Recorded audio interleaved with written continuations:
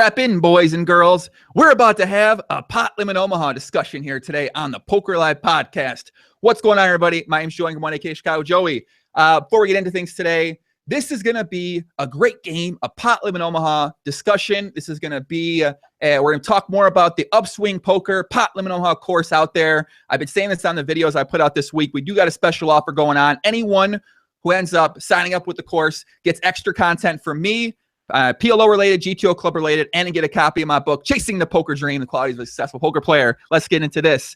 Joining me on the podcast today is a young man who has an official Supernova Elite shirt that he wears around for promotional photos. A man who is the businessman who is now actually kind of officially the businessman, even though we gave him that nickname a couple years ago. A man who has the world record for talking about Pot Limit Omaha for 44 hours and 25 minutes straight on Guinness officially.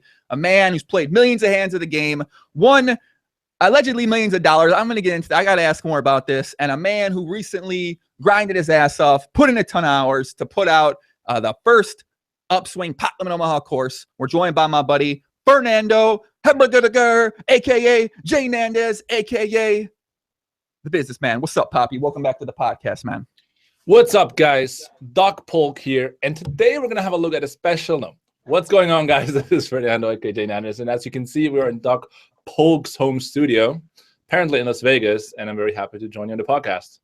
What's going on, man? Well, how you feeling right now? You worked your ass off, man. You've been last 6-7 months. I mean, we just had you on the pod. We talked about the book that that you contributed to. Shout out to JNandez. Shout out to me. Shout out to the book. And now you're back on because you just put out the PLO course, man. You've been working at this hard last 6-7 months, it seems like. Yeah, for sure. A long time. I mean, it took a lot to also like figure out how to exactly do the structure so that everyone that gets in there actually benefits from it. And just like recently, like one of the biggest add-ons, which is the community aspect, we just thought about, more recently. I had a bunch of guys that I coach put into a Facebook group before as a test, and I realized like how much those guys appreciated it, and realized networking with each other is a big part of something that can bring to the table because I have reach. So we implemented that just recently, and you can see like how the structure sort of like really took that long to be defined, and now we're ready to roll it out basically. Yeah, no, I guess, we're just going to hop right into things right now. So I guess if you don't know much about JNandez, longtime PLO player, long time played on PokerStars. Now you've been playing on some other sites as well as the action sort of been dying up a little bit, but been playing consistently 2-5 plus for, many, many years. And definitely so if you wait, it says millions, right? So allegedly you're saying you won millions at the great game. This is without Rake back, out Supernova Elite. This is just pure profit from the great game. Is that what's going on here? Am I confused by this title? Because I was like, millions. How many millions does this guy won? My God. This is definitely not true. And probably like one of I don't know, Doug, right? Like he reps the YouTube game. He reps the clickbait game as well. Sometimes a little bit over the top, okay? So I wasn't aware that he's actually going to name the video that way. But basically what I claimed was that I made over $1 million playing PLO, which is totally true, which is, one and millions and billions of dollars. But yeah, I think I'm still doing pretty fine though. Yeah, I was like, if we take into account Rake back, I could see two, or maybe over that, because if you've been playing a long time, I feel like you've had some pretty good years. I was like, millions, like plural. I was like, my God. I mean, that's fuck, man. I know Fernando was killing it like that for all these years now, man. I didn't know either. I mean, I've been playing like 2-5 for a pretty long time, as you mentioned, and was a regular grinder at 2-5 until like the start of 2016. So I played, I would say, like pretty much from the beginning of 2-5 on PokerStars. Up to 2016, the beginning of 2016, that was my main volume for sure. But at some point, I realized that it doesn't really pay off just like hoard that bankroll and just like build up, and grind 2-5 when you can just grind less but win more basically by just playing higher stakes, finding good spots. And these days, I rarely play actually on PokerStars anymore. I do though announce JNandez87 because most people from my Twitch stream sort of know me from that name, and I'm not thrilled to like release any other screen names on any other sites for like obvious reasons. Yeah, I mean, I think you know, anytime you're one of the top 2-5 winners for a couple years, maybe it's time you step up a little bit and see what you got, right? And that's sort of what you were doing. I mean, you were just like consistently just kind of, you know, boom, boom, boom. And then finally you're like, and I was always wondering why, you know, why doesn't he play more higher stakes, and why not play more higher stakes? But obviously I understand that when you do play mid stakes, I mean, if you're winning, it's a pretty comfortable living right there. You're making a lot of money, especially when you're putting in supernova lead volume. I mean, there's variance, but you know, it's not like 10-20 variance. It's not like 25-50 variance that you're going to deal with paying against. You know, you go against you know, someone like a Lottie or an Ansi at the table, and then you go down and you're playing against these guys who are, you know, 1BB winners or something like that. You know, they're still winners, but at the same time, when you're used to that tough competition, you go down these guys. I mean, it's, you know, it's a different story. It's a different world down there when you compare the two. Absolutely. I mean, when you also want, like, I've been working now with the Upswing guys for a while. Like, we've been in contact since September at least. And I actually also learned a ton from those guys. I mean, it comes back to that, you know, you surround yourself with more successful people than yourself, and it starts to have a big impact on you. And one of the main things that I learned from those guys is they told me, look, you want to like spend your hours wisely. So you really want to think about, like, is it really the time to grind to play 2-5, or is it a time to like either work on your game, build something up, or play higher in better situations? So that's when I sort of like realized that like every hour spent should be highest EV, even if EV is not defined as money, but just basically you should use the hours available as best as you can, also from a monetary standpoint. And 2-5, although it's a comfortable living, you know, grinding hard at 2-5 also doesn't allow you to do a lot of other things, because, you know, you're going to make something like, if you're good at 2-5, you're going to make like $200 an hour, which is good. But I live in Switzerland. You need a lot of money every month to like come through, specifically if you want to have a comfortable living like me. So like it basically makes you just grind those stakes every day or most of the days. So, you know, you're going to make $10,000, $20,000 a month, and that's good. But at the same time, it doesn't really allow you to do anything else.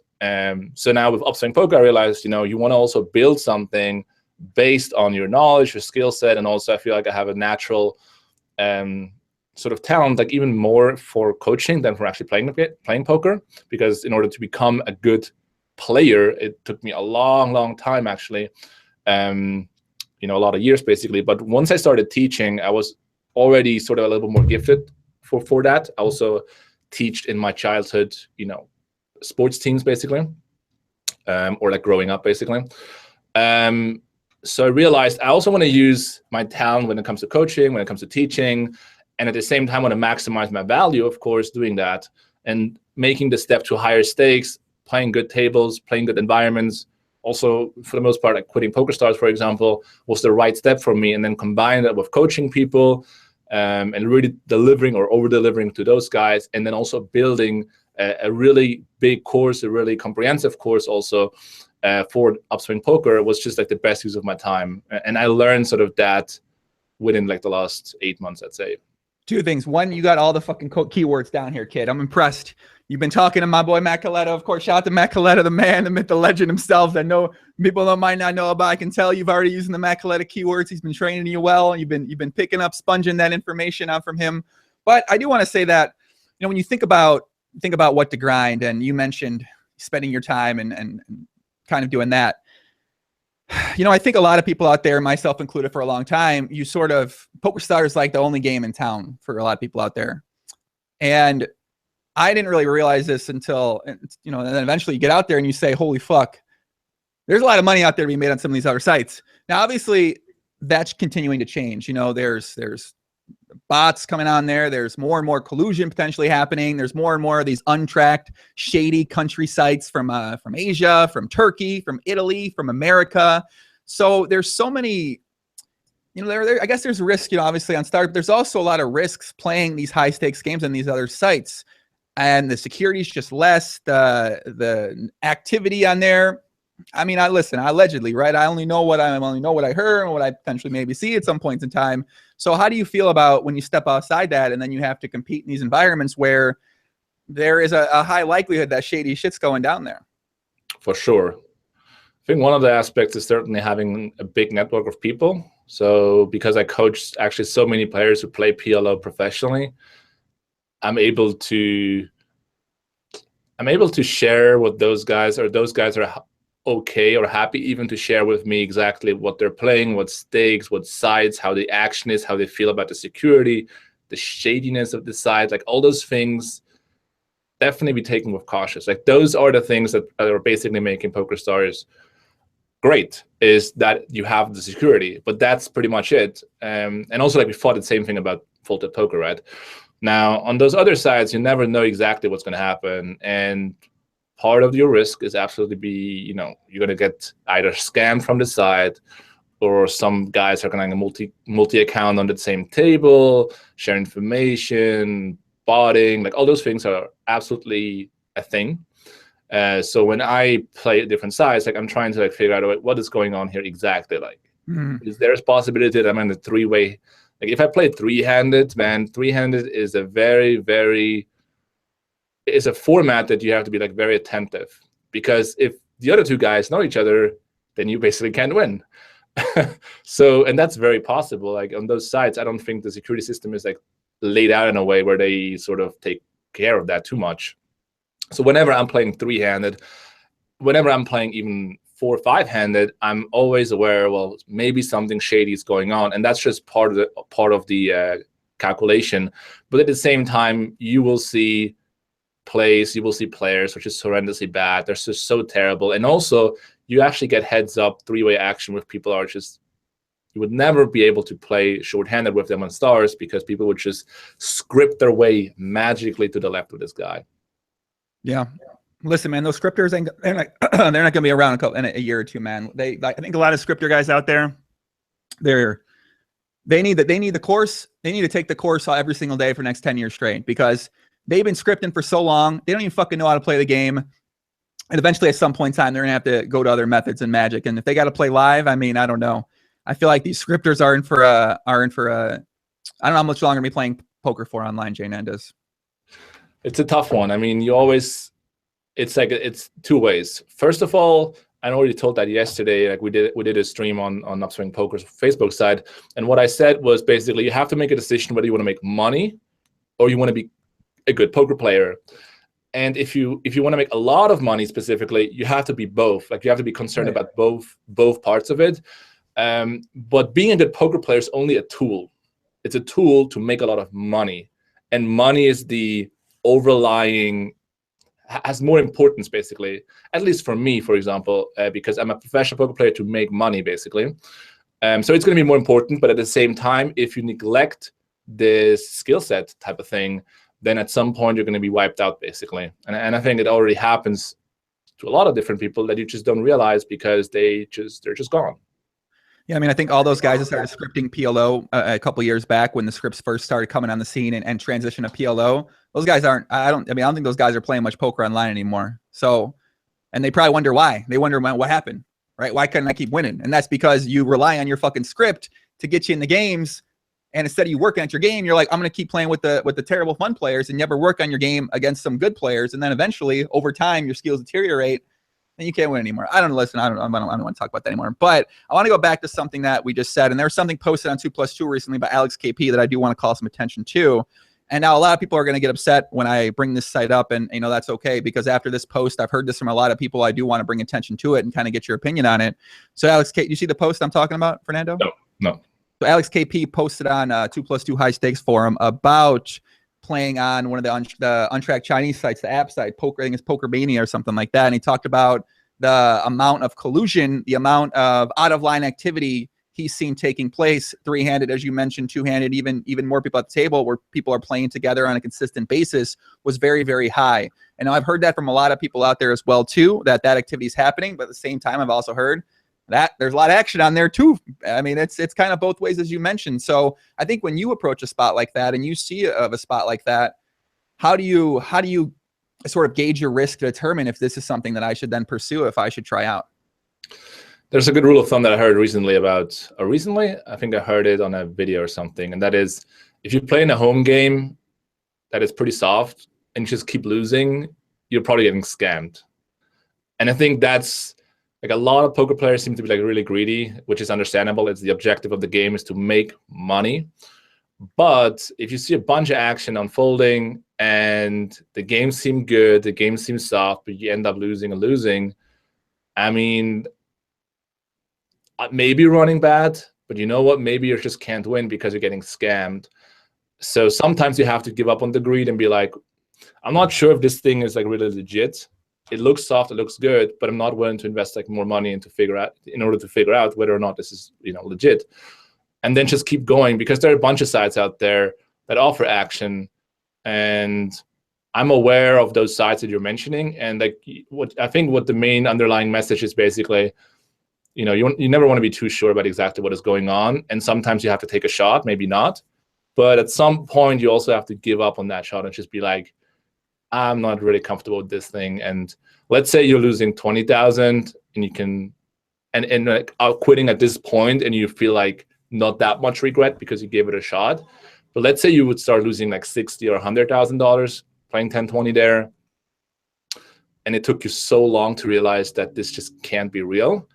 I think that a lot of people would feel a lot of regret, basically, and be like, wow, if I would have just stopped earlier and wasn't so greedy, then this would not happen. So I do think there's a lot of scummy stuff going on. You have to be aware of that, and you shouldn't rely on the poker sites to regulate that, because I don't think those guys care too much about healthy environments or about legit games. They just care about the rake. Right. I mean, obviously, everyone's out there to get more rake these days, you know, and kind of mentioned on that too. Another thing that was posted in the forums, I posted about how is action at the home games or the casinos around the world, the United States, and somebody mentioned, I think it was I can't remember who brought this up, but they talked about how in home games, a lot of the home games have pretty high rake as it is already.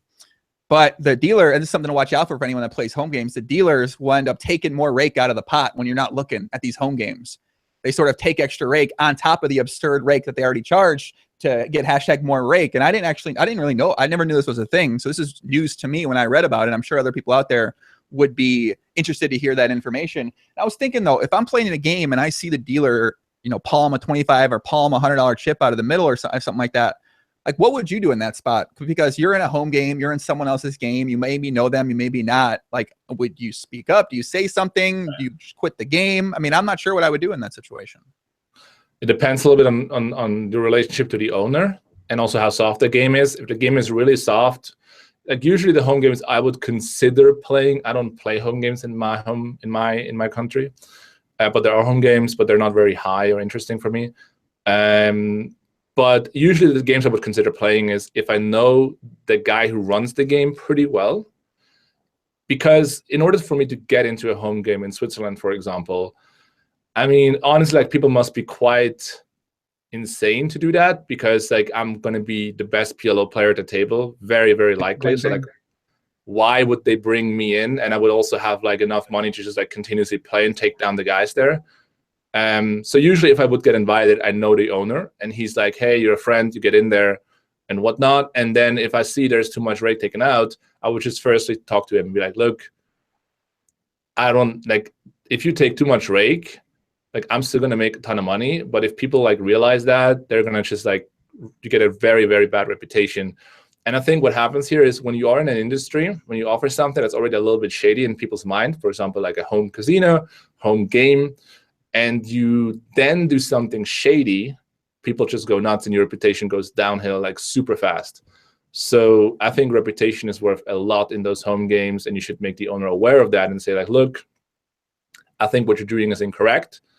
And if that continues, I think, you know, it will catch on and people will basically not come back. And they will also not come back if you run another game at a different time in a different room or whatever. And I think that's a real threat, and I think you should also like bring that up. But in general, I would recommend just talking to the owner, the runner, personally. And then if that doesn't work, you know, I think you should either leave or tell people if there's something going on that is like really impactful. I think like one of the bigger problems is like the weak players, the recreation players, they don't really care about that stuff because they don't see the impact, because they don't think about win rates. And they don't also think about like how much does this guy runs the game takes away from the table. The way I approach a home game is, because I usually know the owner, I know how much rake is taking out. And let's say I play something like 5, 10 or whatever on a home game, and they're winning something like 2,000 over the course of a night, then I know that this whole table has to lose $2,000, and then I'll get to win. So that's a lot of money to be losing for those guys in order for me to start winning a single buck. And if the number is too high, then it's basically impossible for me to win long term. And also the game will just get killed very quick, because those guys lose massive to the rake, and then on top massive to the pros, and that's just like not a good recipe. All I've been knowing is I need to start home game, JNandez. My God, these people, whew. They got it online. They're killing it, man. That's all I got to say about that. A lot of home games out there. You want a home. And by the way, when we say this, with this stuff said, there's still a ridiculous amount of money to be made at PLO, online or live. So now I want to get you mentioned about killing the game. So we got to chat. And this PLO course should kill the great game. Now I want to get into this comment because I've thought about this too. So with this PLO course being put out, $999, do you think this course is going to kill the great game? No, it's not going to. I mean, what stands in between people and their success is basically work, and that will remain even with the course. Now, the difference is that a lot of people will find a ton of shortcuts in order to shorten the amount of work to put in. But what I realize also is that a lot of people, they don't even bother to put in like a single hour of work. So bang, bang. In order for me to get to the point to actually create this course or have this success in poker, it took me thousands of hours. And I understand that this is not for anybody. This is not even for 1% of the poker players. And that's totally cool because it allows me to be successful. But some people are ready to put in like 100 hours. 100 hours is like a good amount of time to learn PLO and become successful. But again, like most people, they want to have the 5-hour shortcut to the breakthrough success, right? In any industry. And the answer is like, it's not going to happen. And if you go into any course, even the pure university, with that mindset, you will be better. You will get better because things are just laid out for you, but you will not crush. And I think the only thing that can crush PLO or poker in general is people putting in a lot of work, really care about that, and most people are just not gonna do that. So you don't think the course is going to kill action at any sort of stake? No, actually, so what I did is I called up a lot of people who actually are in the Pure University right now, just like personally on the phone, to like figure out like who those guys are basically.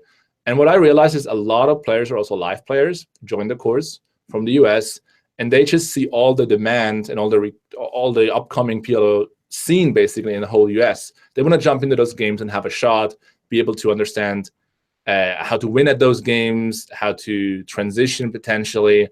So what I think is that more and more people will jump into PLO, and a lot of those guys will give PLO a chance because they are actually in the university, or they stopped playing PLO because they felt uncomfortable, they didn't know exactly what to do. Now getting that knowledge and that confidence back will let those guys jump in one more time and give it another shot. So I think it's a couple of different answers here for this question. I think that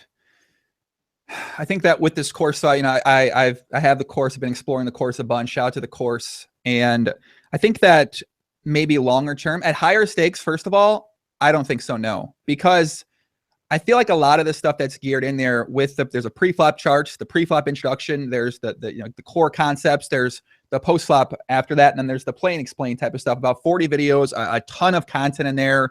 The hand charts are broken down. But I feel like when I go into the PLO course right now, I think that,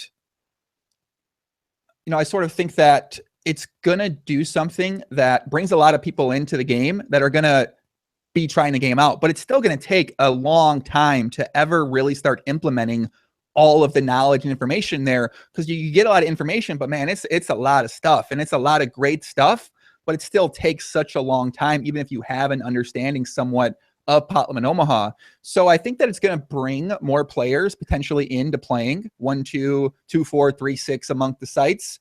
But maybe longer term, it might do something like that, where it makes the games tougher just because a lot of people have this stronger fundamental based technical game that they built up over the course of a year or 2 or 3. But I think immediately it's going to do, I think it'll do pretty good things for some Pot Limit Omaha games, though, because as you mentioned, people just feel more comfortable playing because they have some more information. And therefore, if you're a better player, in theory, you should have an edge against these guys who are just sort of coming in and they're still fresh in the game. Oh, yeah. I think also, like, you can't have one with the other for the most part. When you're trying to promote a game, you can't just promote it by saying, oh, it's like, degenerate gambling. All the gamblers get in. All the gamblers get in. No one cares about strategy. No one cares about getting better. That's not really how you can promote the game successfully, I think. You want to promote it as an interesting game that has a lot of facets, a lot of depth, where you can have a lot of different multiple strategies that can work out, basically. A game that spikes interest. And then people get in there. Some of them are more ambitious. Some of them are less ambitious. And, of course, over time, the average player will get better. But I think there's just like too much whining out there of like, oh, people get better, I'm dead. It's like, yeah, they get better, but like you can get a lot better than those guys if you're just willing to put in the commitment. And I think it will promote the game a lot more than actually harm it in the bigger picture. Also, PLO is just gaining so much in popularity at the moment. Like the demand is just out there. People are going to try to get better in any way and fashion. That's why Upswing picked up on this. And, more and more PLO information will reach the world, basically, because people are looking for it. Yeah, I definitely can understand where people are coming from. And I have my, sort of have my thoughts about that well, too, with the course. Maybe just, because I've always been someone who hasn't necessarily wanted to talk strategy. That's sort of been that's been how I've approached this for years now. Even when I first started, I never really wanted to get in depth into PLO strategy just because there wasn't a lot of stuff out there. There's training videos on Run It Once, and there's training videos on other sites, like Card Run and stuff like that. And PLO quick pro shout out to my boy John Beaupre. But outside of that, they're really, and I kind of a way I think it's bad. And I remember I posted about this, is that I think a lot of the reason that a lot of people don't try PLO is that there isn't a way to get better. Whereas No Limit, there's so much content, there's so many videos, there's so many courses, there's so much stuff that there's just so much information out there. And I think that's why people go to No Limit kind of first is, and in a way, there could argue you should play No Limit first before PLO. But I do think that the blueprint to get better, or at least acceptable at No Limit, is very laid out. Whereas at Pot Limit Omaha, it's not as laid out, and it's not as, this is what you can do to get better. And that's why people just simply don't play it and don't embrace it. One of the reasons. I'm sure there's many other reasons. But I do feel like with the course, it does lay out a pretty good fundamentals, technical stuff. But it gets said. With that said, man, listen, man, if you're thinking about just taking it, I don't know. If you want to really get the most value out of it, I feel like you need to put a fucking ridiculous amount of hours in, but at the same time to still get value back from it. I don't know. What do you feel like is the best way for someone out there to get value from the course? Well, first of all, it's like twofold. First of all, we have the community aspect, which is interacting, networking, asking questions. I think that's huge in general in poker, and it helps a lot of people to actually get better just by exchanging information, getting confirmation about their questions, their takes on things. And a lot of guys that I coach, they are really demanding networking, and they ask me a lot of the times, can you connect me to other PLO players? Can you help me out to find someone who's on a similar level to sort of start, being study buddies, something in that regard. So I think the value of that is like very, very big, and it's hard to just approach people on a live table or online like, hey, buddy, you want to like work on PLO? It doesn't really work out that way. So you have to find a middleman, which is what we are providing, a middleman who brings people together. And then secondly, I think there's going to be, so what I was trying to provide is basically a fundamental start into PLO that would be geared to everyone. So people who have no experience playing PLO, people who are already playing PLO and are successful or even unsuccessful, and also people who are just generally like new to poker, to get those fundamentals down. And I think also a lot of people, what holds them back is not understanding the fundamentals quite well and like how they apply. They like to throw around terms, but don't really know how they apply actually in theory, how they apply in practicality. So I want to provide a foundation that's sort of geared to everyone to begin with. And some people will go through that foundation in 1 week, and some people in 1 month. And that depends on their skill set and how comfortable they are actually with the speed of learning. And that depends on their experience they already have with poker in general. So it depends where you are in terms of like how long it will take you to go through the full course. And what I want to make sure is that people who are even already playing on a high level who are already playing mid-high stakes, now already successful, that those guys would also get something out of the course. That's why it's 30 hours, because those guys will get through the first 15 hours kind of quickly, but when it comes to the nitty-gritty, the pre-flop charts, the post-flop mechanics with Pile Solver, then those guys will start to learn new things, and it will take a lot longer for them to go through the second part of the course, where beginners are sort of like, they will have longer fully to go to the course, but their main target is to get to the first 15 hours. And the sort of higher stakes players is more about getting to the last 15 hours of the course, basically. So some people, you know, it will take them a year to go basically to the full course and like really incorporate that into the game. And I think that's totally fine, because getting better at poker is a journey. It's not just like a thing you sign up and then you're just getting it done. It's not like you go just. Listen, it's not like you know. Some people believe that's what they think.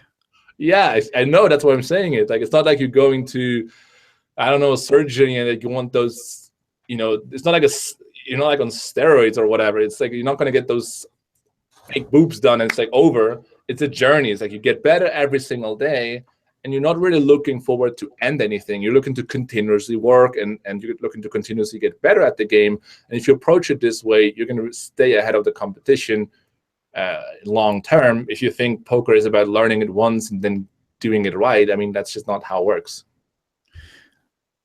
Question in the chat. SBC says, Joey, if you do not approve strategy getting out there, why do you give guests airtime to sell strat? Well, I mean, listen, you got to have some friends in fucking poker. So, you know, my friends in poker happen to have Upswing Poker. The Pot Limit Omaha, I mean, I've known this is coming for over a year. You know, I've been talking to them about this for a long time, and, you know, I fully support Upswing with what they're doing with the course. And obviously, yeah, on one hand, sure. But on the other hand, I don't know. There's already, I think, so, and I want to ask you this, and my opinion is that if you are playing mid stakes and high stakes, that, and, you know, obviously this player pool is kind of small. I think they're, compared to the course, compared to run it once videos, I think that you still, you still get a lot, you get your value from the course, no doubt about it. If you're playing mid stakes, if you have like a 50K plus roll, you're going to get a lot of value from this course if you're playing Pot Limit Omaha on a daily basis. But I think that certain players are probably going to get more, going to be able to get more improvement to be able to beat mid and higher stakes from certain videos on Run It Once for PLO. What do you think about that? So I got the first part, which is like, you know, they're going to benefit from this course. What was the second part about the videos on Run It Once? The second part is that if you're a mid and high stakes player, I feel like for some people, there's going to be more value in watching training videos. That's just, there's hundreds of training videos from these players who are great players who are also playing high stakes too. I feel like with that, I mean, I don't know. That's kind of what I was thinking about last night as I was going through a lot of stuff, and as I've been just kind of thinking more about it. But I guess I don't have that set in stone, but I'm kind of curious what you think about that.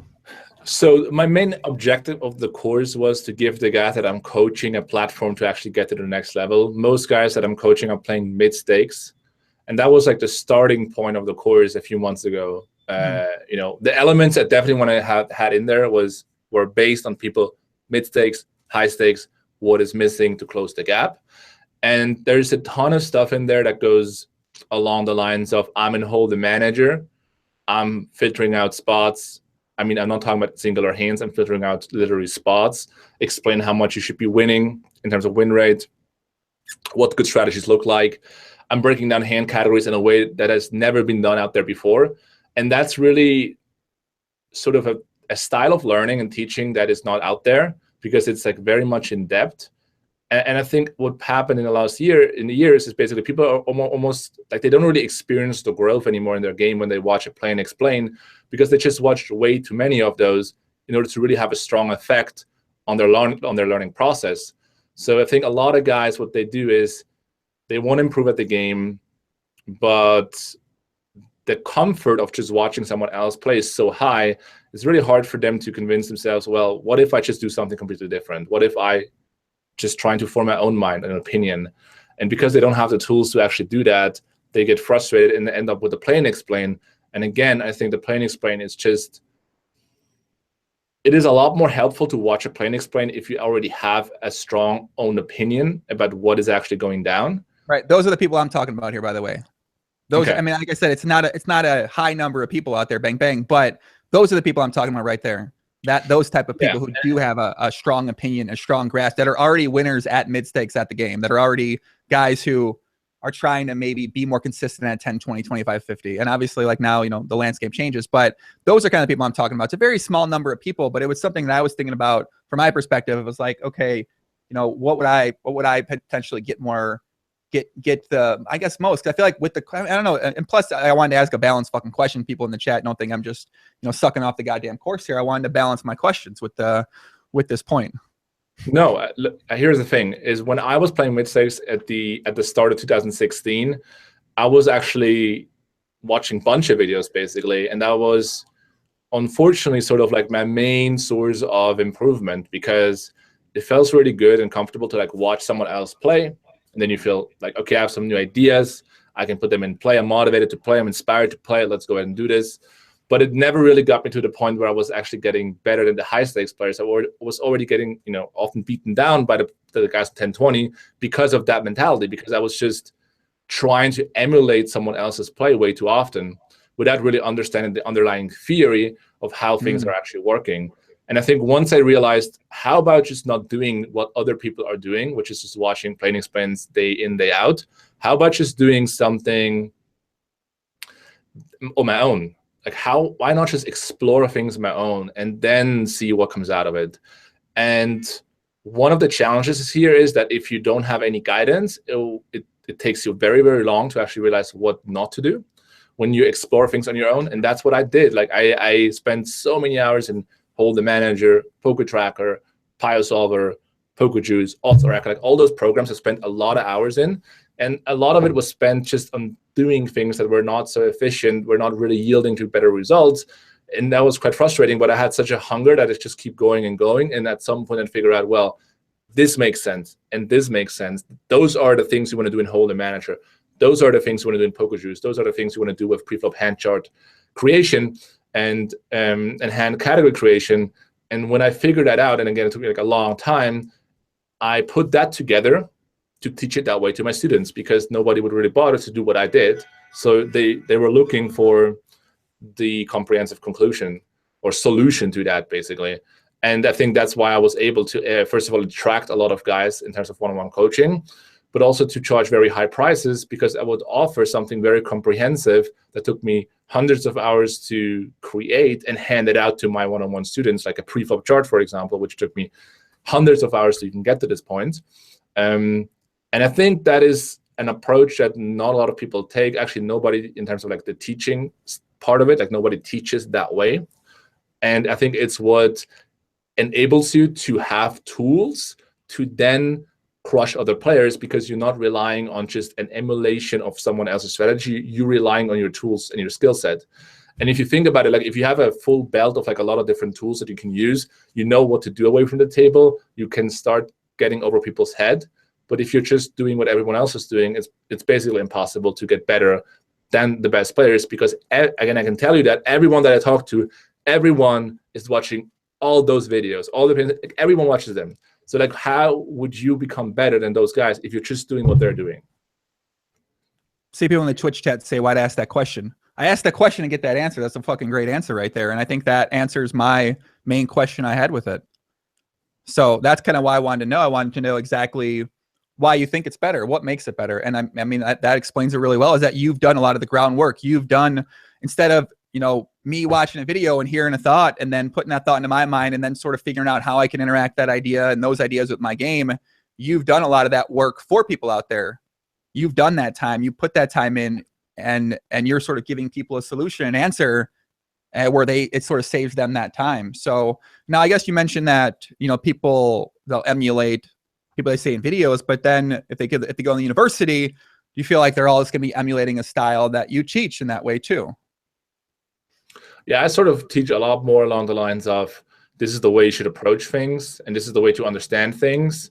And always think about what environment you're in, always check your own data. Because for example, with hand charts, so I deliver a full functional hand chart for all the relevant spots. And that's cool, because like nobody else is capable of doing that, because it takes us hundreds of hours to get there. But anyway, I deliver that. But at the same time, I tell people, look, if I play this hand profitable under the gun, it doesn't mean that you as well play profitable. Your environment is different, Bang, bang. your skill set is different, and therefore you have to adjust. You have to understand how those variables, when they change, how they influence your strategy, basically. And that's what I mean with equipping people with tools. So for example, in a live setting, people play very different. People beat people a lot more. If you raise under the gun, you're going to go 4 or 5 way very often. So if that is the case, if you already know that ahead of time, you got to change your pre-flop chart to your own ranges, not to my ranges. And I help you out by letting you know how you would actually do that. So some people are going to jump in there like, I want to have the ranges locked down. This is the way I play. I'll hand them the chart. It's like, this is your starting point. And then other people are like, well, this is a good start, but I also want to like really crush the guys in my environment. How can I adjust? And then equip them with the right tools and understanding of how to approach things, and then be able to readjust their ranges. And I think this is like the same principle as like teaching a man how to fish, basically. Like, you're teaching him for the long term, so they don't have to rely on someone else's strategy, but they can rely on their own tools. Yeah, those hand charts are awesome, by the way. Those are, when he says hand charts, man, these are intense. These are good. This is certainly something that, I mean, obviously there's a lot of hand combinations, but I feel like the way you break it down in different categories, different tiers, is something that I think most people, that's the biggest thing a lot of people struggle with, is just sort of understanding which hands rank where in terms of hot and cold equity against other ranges and that type of thing, which I open under the gun, what falls in a 13% range under the gun, what falls in a 16% free betting range from the small blind, what falls in a 55% opening range on the button, all these type of things, right? Like where's all that go? And obviously that stuff takes a long time to learn, but I think you've done a really great job of putting that down into a way that, yeah, people can really understand. And I mean, I don't know, I saw it, I'm like, man, this is great, because it's just going to get more people into PLO. Obviously, you know, I'm all about that, man. I'm all about the great game of Pot Limit Omaha. Why should people play PLO, JNandez? Why should people play Pot Limit Omaha? What do you think, man? I mean, obviously, it's a great game. You don't got to fold the 3-bets ever. You never got to fold the big blind to a small blind open. But in your mind, what makes PLO a great game? I mean, I can start off by talking about like why I switched to Pot Limit Omaha. Like, the main reason I switched to PLO, that was back in 2010. Was because I was crushing 2-4 no limit hold'em over at Full Tilt Poker in 2010, and when Full Tilt closed, I switched to Poker Stars, which I had to do.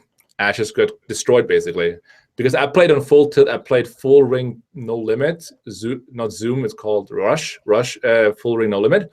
I was beating the games pretty well. I had like 5 big blinds 100, I had a full ring, you know, table, big sample size, and so on. But then getting over to Stars NL, and that was 2010, like the games were tough. People were just beating me up all the time, and I couldn't really find a way to sort of beat them anymore. So I realized, why not just like do or take on a game where not as many people would be so experienced? And that's why I switched over to PLO. In PLO, basically, almost nobody had a clue what they were doing. So I was able to, by having a good learning technique and just a little bit of work ethic, I was able to actually excel quite quickly. And these days, like this reason is actually a lot stronger, because people are just crushing a no limit hold'em. If you are not the best player at the table, or one of the best players on the table no limit, you get destroyed, basically. You will also feel it in a lot of the hands that you're just not the best player. And I know that, because when I play no limit and I play against better players, I realize like they're over my head, basically. They're like really good with solvers. They know exactly what they want to do. So the game no limit hold'em itself dries up quite a bit at the moment, specifically with all the solvers out there. So that's like one of the good reasons to jump into PLO. Another one is, if you just look at, you know, for example, live games, what game are people comfortable jumping into? Is it the no limit game with all the young guns, or is it a PLO game? And I can guarantee you it's always going to be PLO. People will have a chance winning at Pot Limit Omaha over long stretches, even if they're playing absolutely terrible. Even if you play every single hand in PLO, you can actually win over the course of a full night. It is possible. You can have huge stacks. I'm at the Aria at the moment, and my friend that I'm here with played a 2-5 session where the recreational player had a $22,000 stack in front of him, buying in for $2,000, and he played every single hand, and that's like not even that uncommon. So people can win over long stretches without realizing that they're just terrible, and that also means that they have fun because they win. And even like people don't realize it sometimes, but even if you're a bad poker player, you still want to win. Like everyone wants to win, even if you're terrible and you realize it. Even if you're recreational and you're like, hey, I'll just do this as a hobby, you still want to win. And people have a chance winning at PLO, where in No Limit Hold'em, it's quite tough for a terrible player to win over the course of a full night. This is like in my chat. I was thinking this. It's like one of those war propaganda videos back in the day where we're like we're trying to inject the fucking needle into everybody's arm. Play PLO, man. Listen, it's a PLO discussion. I'm like, hey, you know what? I could be doing this every video for the past 3 years, but you know what? I haven't been doing it, man. I've been keeping my love, a Pot Limit Omaha suppressed inside my belly. But now, you know, we get to talk about a little PLO, man. It's for the PLO people out there. You mentioned a lot of PLO players have huge sex. Is that what you're saying? People have huge sex at the table or huge stacks? You said huge stacks, right? Both, most likely. But I'm referring mainly to the stacks. You can build up some really big stacks at PLO. JNandez, what was the 11th secret you didn't expose in the 10 secrets? Because I saw you expose 10 secrets. I was a little bit fucking mad, to be honest. I was irritated. I saw the 10 secrets were exposed. I was like, well, is he going to expose 10 more? Like, I don't. Are you planning to expose 10 more secrets? Over 100 more over at the PLO University. Why'd you call it PLO University? What about like the PLO party or something? I don't know why university. What's up with university, man? PLO party. I guess we're just like trying to find something that fits my personality, and I have a pretty structured approach. I'm a pretty like most of the guys who actually appreciate sort of my teaching style or my presence or whatever when it comes to PLO. They appreciate the professionalism I put into the game, which is not something I force on myself. It's just like who I am basically. So I think university sort of reflects that the best because it's a little bit more serious than, for example, the PLO poker party. That wouldn't necessarily be representative of my approach to poker in general. Yeah. Okay. PLO University. Okay. Can get your degree over at the PLO University. Get your degree for the great game. How do you got to get the degree? You got to beat certain stakes. I mean, I feel like I don't want people now walking around with degrees that you know aren't winning at the great game Pot Limit Omaha, man. I feel like there's going to be a lot of fake degrees out there. You got a badge like the PLO degree. Maybe that qualifies you to play on certain games. Who knows? I don't know, man. Guys, we're appreciate everybody tuning in. We got a lot of people out there on Twitch. We got a lot of people out there on YouTube. What's going on, everybody? Welcome to the podcast, man. We're talking PLO, the great game of Pot Limit Omaha. JNandez, you want to give some shout outs? You want to tell anybody out there? You want to give shout out to all those people, all the testimonial guys? Frankie, 27, mid stakes, Sammy, live player, 35. You want to give any of the shout outs to those guys in the testimonials? As a poker player, as a professional poker player, it's important to understand how to exploit your opponents, right? And this is a classic way Joey's trying to exploit me. He's giving me the hand, you know, like, hey, do you want to give out some shout outs? You want to like, you know, do something you never did before, basically, before I can jump in, take over, and crush your shout outs with my shout outs. So I'm going to counter exploit and friendly decline and be like, shout out to all the people watching. That's it. You realize you streamed on Twitch for hours, right? You should know how to give shout outs. I hear you try to give shout out to 75. I hear you. Okay. You're like very convincing. Let's have a look. Listen, man, I'm gonna tell me. I know, okay? I don't even know that many Twitch guys anymore. I'm on Twitch right now. Let me just see. Like, no, I can't do it. Shout out to Limitless 55. Good question. Yeah, he's asking, how is the university different from PLO Quick Pro, which is, you know, from my friend John Beaupre. I've gone through Quick Pro courses. What will be different? Well, the main difference, include that in the shout out, is that I'm getting a lot into Hold the Manager and into softwares, basically, that will help you to understand, again, the underlying theory. I'm still going to connect all those things with hand examples at the end of the course and at the end of each section. But the main difference, I would say, is that I'm a little bit more technically oriented when it comes to like using those tools and really showing people like how the fundamentals, the theory sort of like comes together with the actual strategic implementation. So maybe a little bit more on that side. Also, again, a lot of the stuff is basically me in Hold the Manager saying like, look, here's the way I'm dealing with things. Now you open your Hold the Manager, or you just follow me closely, and I explain to you step by step, basically like in a one-on-one interaction. It's basically the closest you can get to one-on-one experience with me when it comes to coaching when going to this course. And I think that's the way I also wanted to have, because it is basically very similar to like the way I coach people one-on-one, just put out in 30 hours. which is obviously like amazing for the price you're getting. One more shout out. Let's have a look. Shout out to Stingin. What's going on, man? How many lines of text before another line for the audiobook? I don't even know what that means, but it was in the beginning of the podcast. No more questions. No, JNandez is not taking any more questions. Okay. My God.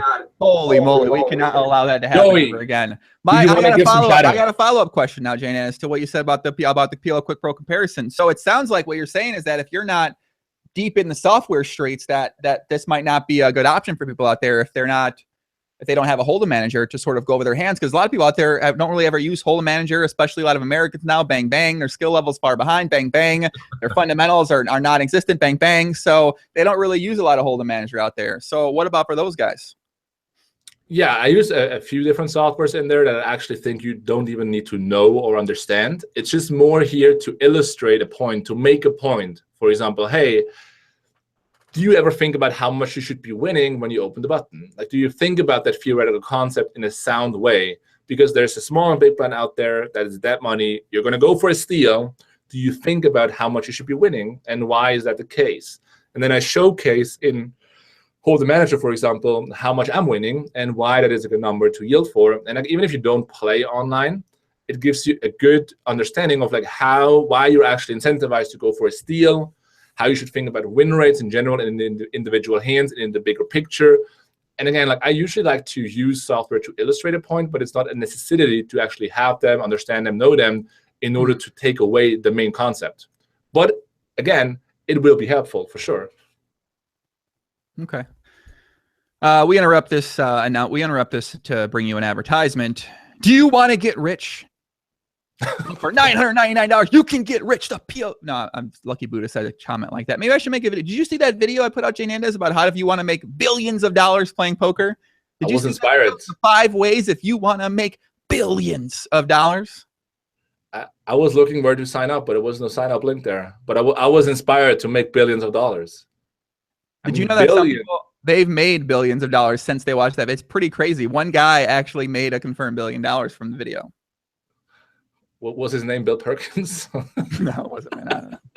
I don't know. Whatever, man. Whatever. Let me get some shout outs, man. Who we got out here today, man? We got Marcos Dry. What's up, Poppy? We got Ty Lopez in the chat. Knowledge is in the chat. What's up, Ty Lopez? Cold Rummer. What's up, Cold Rummer? Says Poppy's lit up. Listen, man, talking the great game of PLO boils my body and lights up my skin. My heart comes out. My soul comes out. My energy comes out. And I start getting excited, man. Gary Devaney said, I made billions confirm. Hassan's in the chat. My boy, Hassan. What's up, puppy?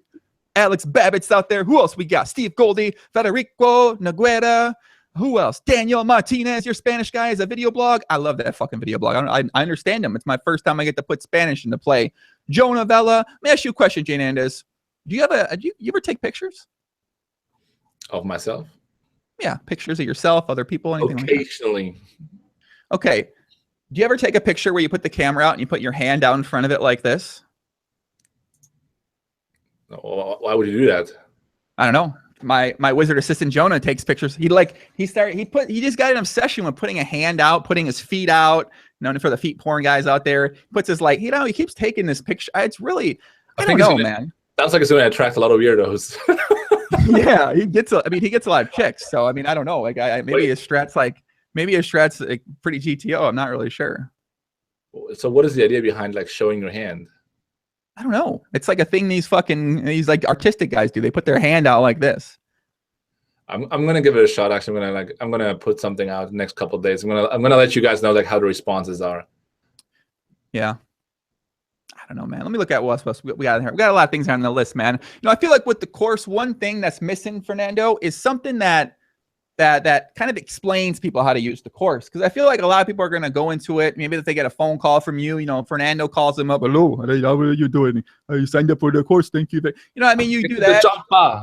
Yeah, they sign up for the course. But I feel like it's going to be very intense because while it's laid out, there isn't necessarily a way, okay, well, how do I start implementing this stuff? Because there's so much good stuff. But like, what do I implement first? Do I implement the core concepts? Do I go pre-flop chart? Like, I don't know. I feel like that's something like that's missing. That just says, hey, you can use it in these different ways, and this is the best way to implement the knowledge. Yeah, I usually like to teach in a way where I give people at least the chance to improve really quick by basically giving them a little bit of a higher starting point and just like see how they can deal with that.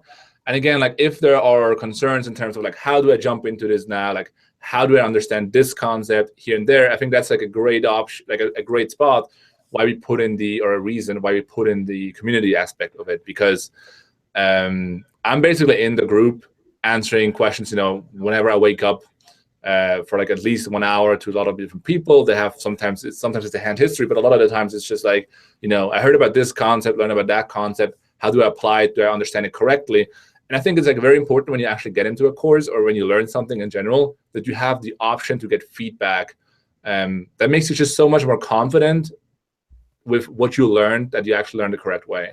So yeah, of course, getting into the course, what I heard a lot of times is like there's so much material, it's a little bit overwhelming. What I usually tell people is, look, it took me so long to put all this stuff together. There's no reason you need to like watch everything in a week or in a month. It's something to take on as a long-term thing. And if you just watch the first few videos and you're really trying to internalize that and find something valuable out of this and then implement it into your game, then that's already going to pay off. And then over the long term, you're going to implement step by step more and more things from the course into your game.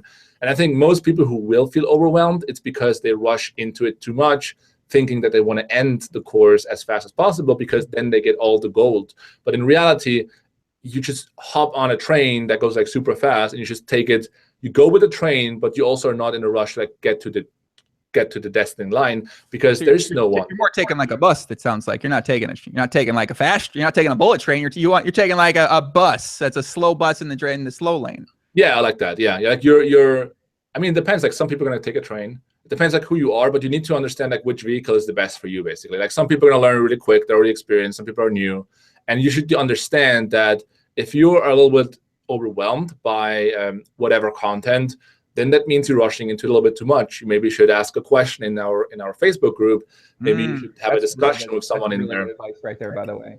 And getting in there. If you feel overwhelmed by something, you're probably rushing into it too fast.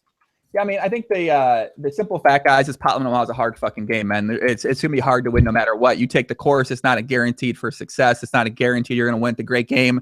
You might lose a lot of money. There's a lot of other aspects that go into poker, a lot of emotional control that go into poker, discipline, work ethic, all those kind of things go into it. So if you simply take a course, read a book, and you expect to be fucking handed the gold and the keys to the kingdom and take away on your Ferrari 54, 58, driving out of there with the course material and bend your back trunk, it's just, that's not how it works for anything, man. Especially in poker, especially right now, especially with, the Rake, and I don't know, man. So I guess out there, that would be my, thing I would tell people. It's just like, it's not going to make you a winner. Not going to make everybody a winner, man. It's going to be people that buy the course, they're going to lose.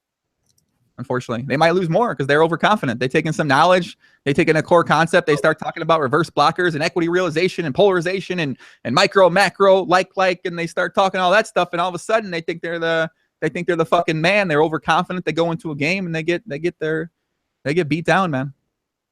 Listen, the more you learn, I gotta be real with the guys, JNandez. Listen, I gotta get them straight. I'm not gonna lead them into a kingdom to get fucking slaughtered by the PLO play. I can't do that, man. I can't. I can't. I just can't. I can't do it without saying things like that, because it's true. It's hard. It really is.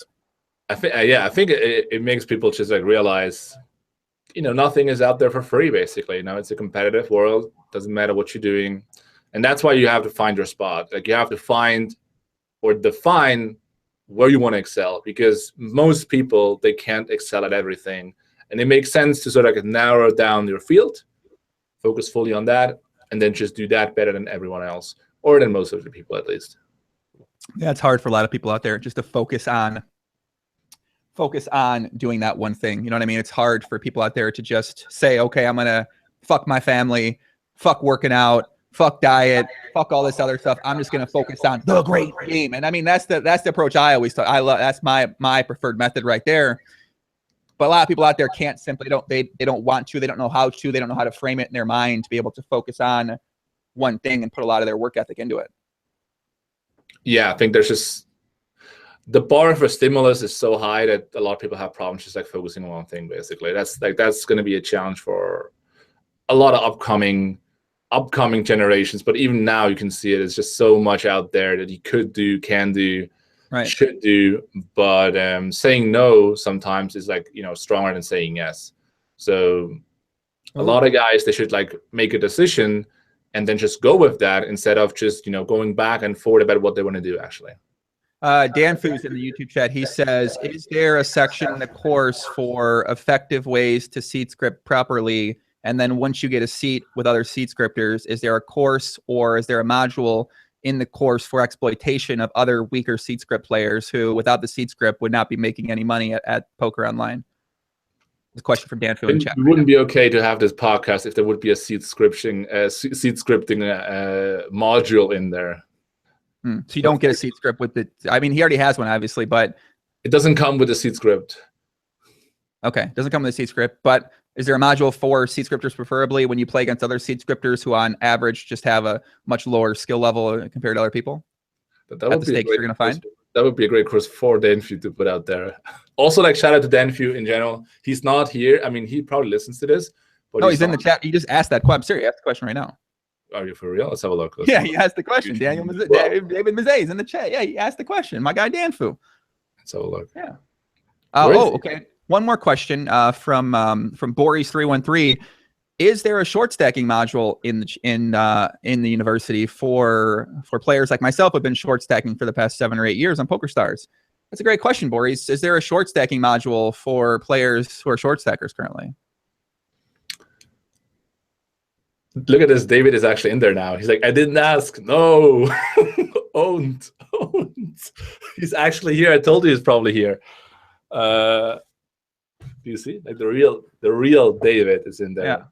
But anyway, shout out to David. And also Boris313 asked the question, is there some for short stackers? Short stacking module. There's no short stacking module in there, but when it comes to short stacking in PLO, and I have quite a bit of experience. Whoa. First One second. No. What are you going to say? No. I don't. You got to be careful. We're there. In no way can this next statement advocate short stacking Pot Limit Omaha. I'm not going to advocate it. I'm not going to promote it. Okay. I had my experiences with different stack sizes. That's all I'm saying. Okay. And when it comes to short stacking, be careful. Pre-flop strategy pays off, like good pre-flop strategy pays off even more because it's probably the most important street by far, specifically when it comes to short stacking. And I put that's too much.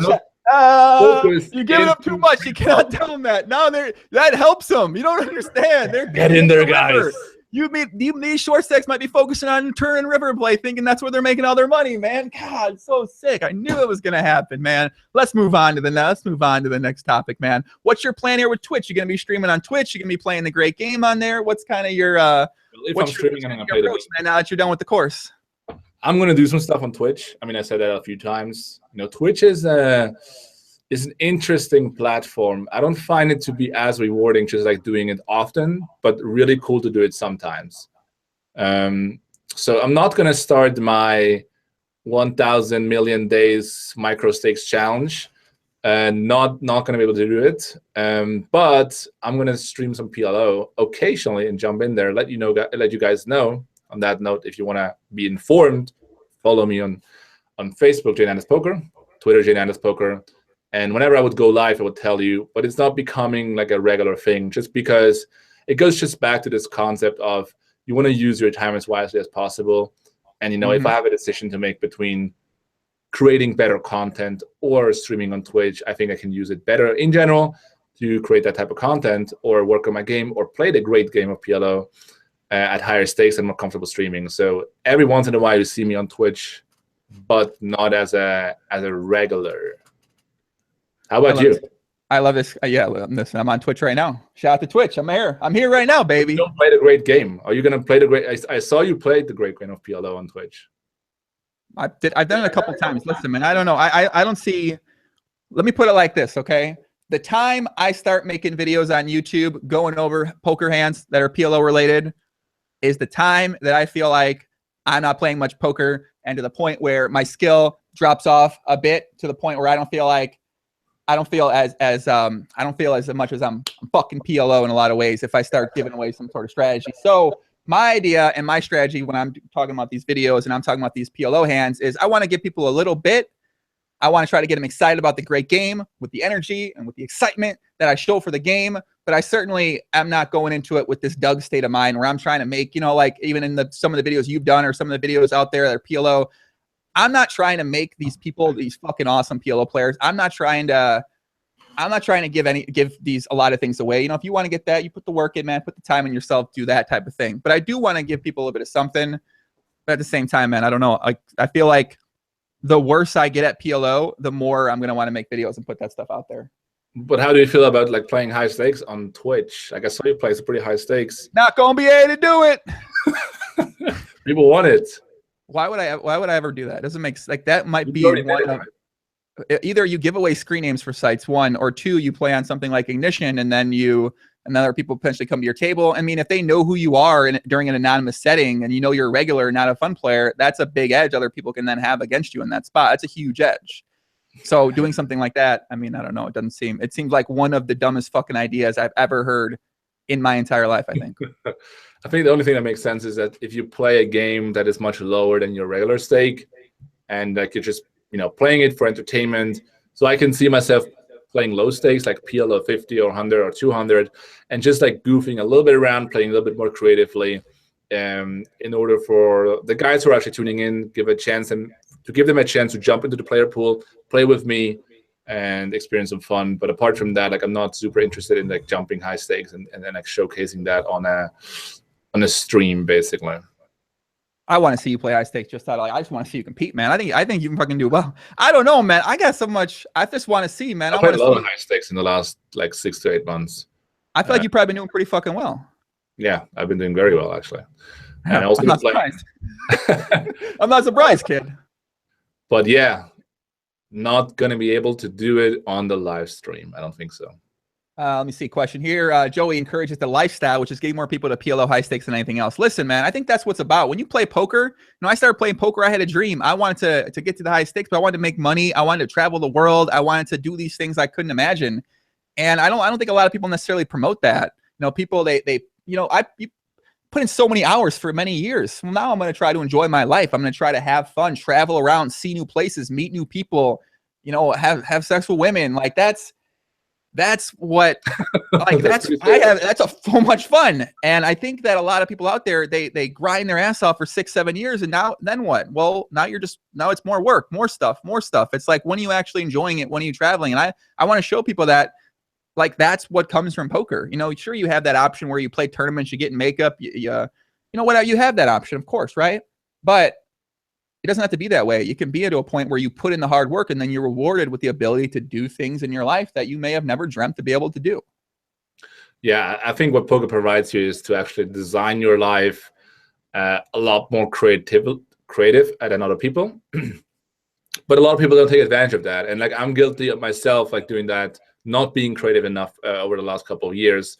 But I really could have. And I'm continuously like doing it right now, traveling around, doing stuff, and also not working as much anymore, but a lot smarter.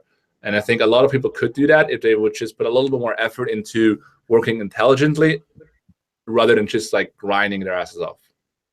Yeah. I mean, listen, I can't claim to be an intelligent worker, an efficient worker. I'm something I'm getting better at, but I'm more of just a pure hours volume kind of worker.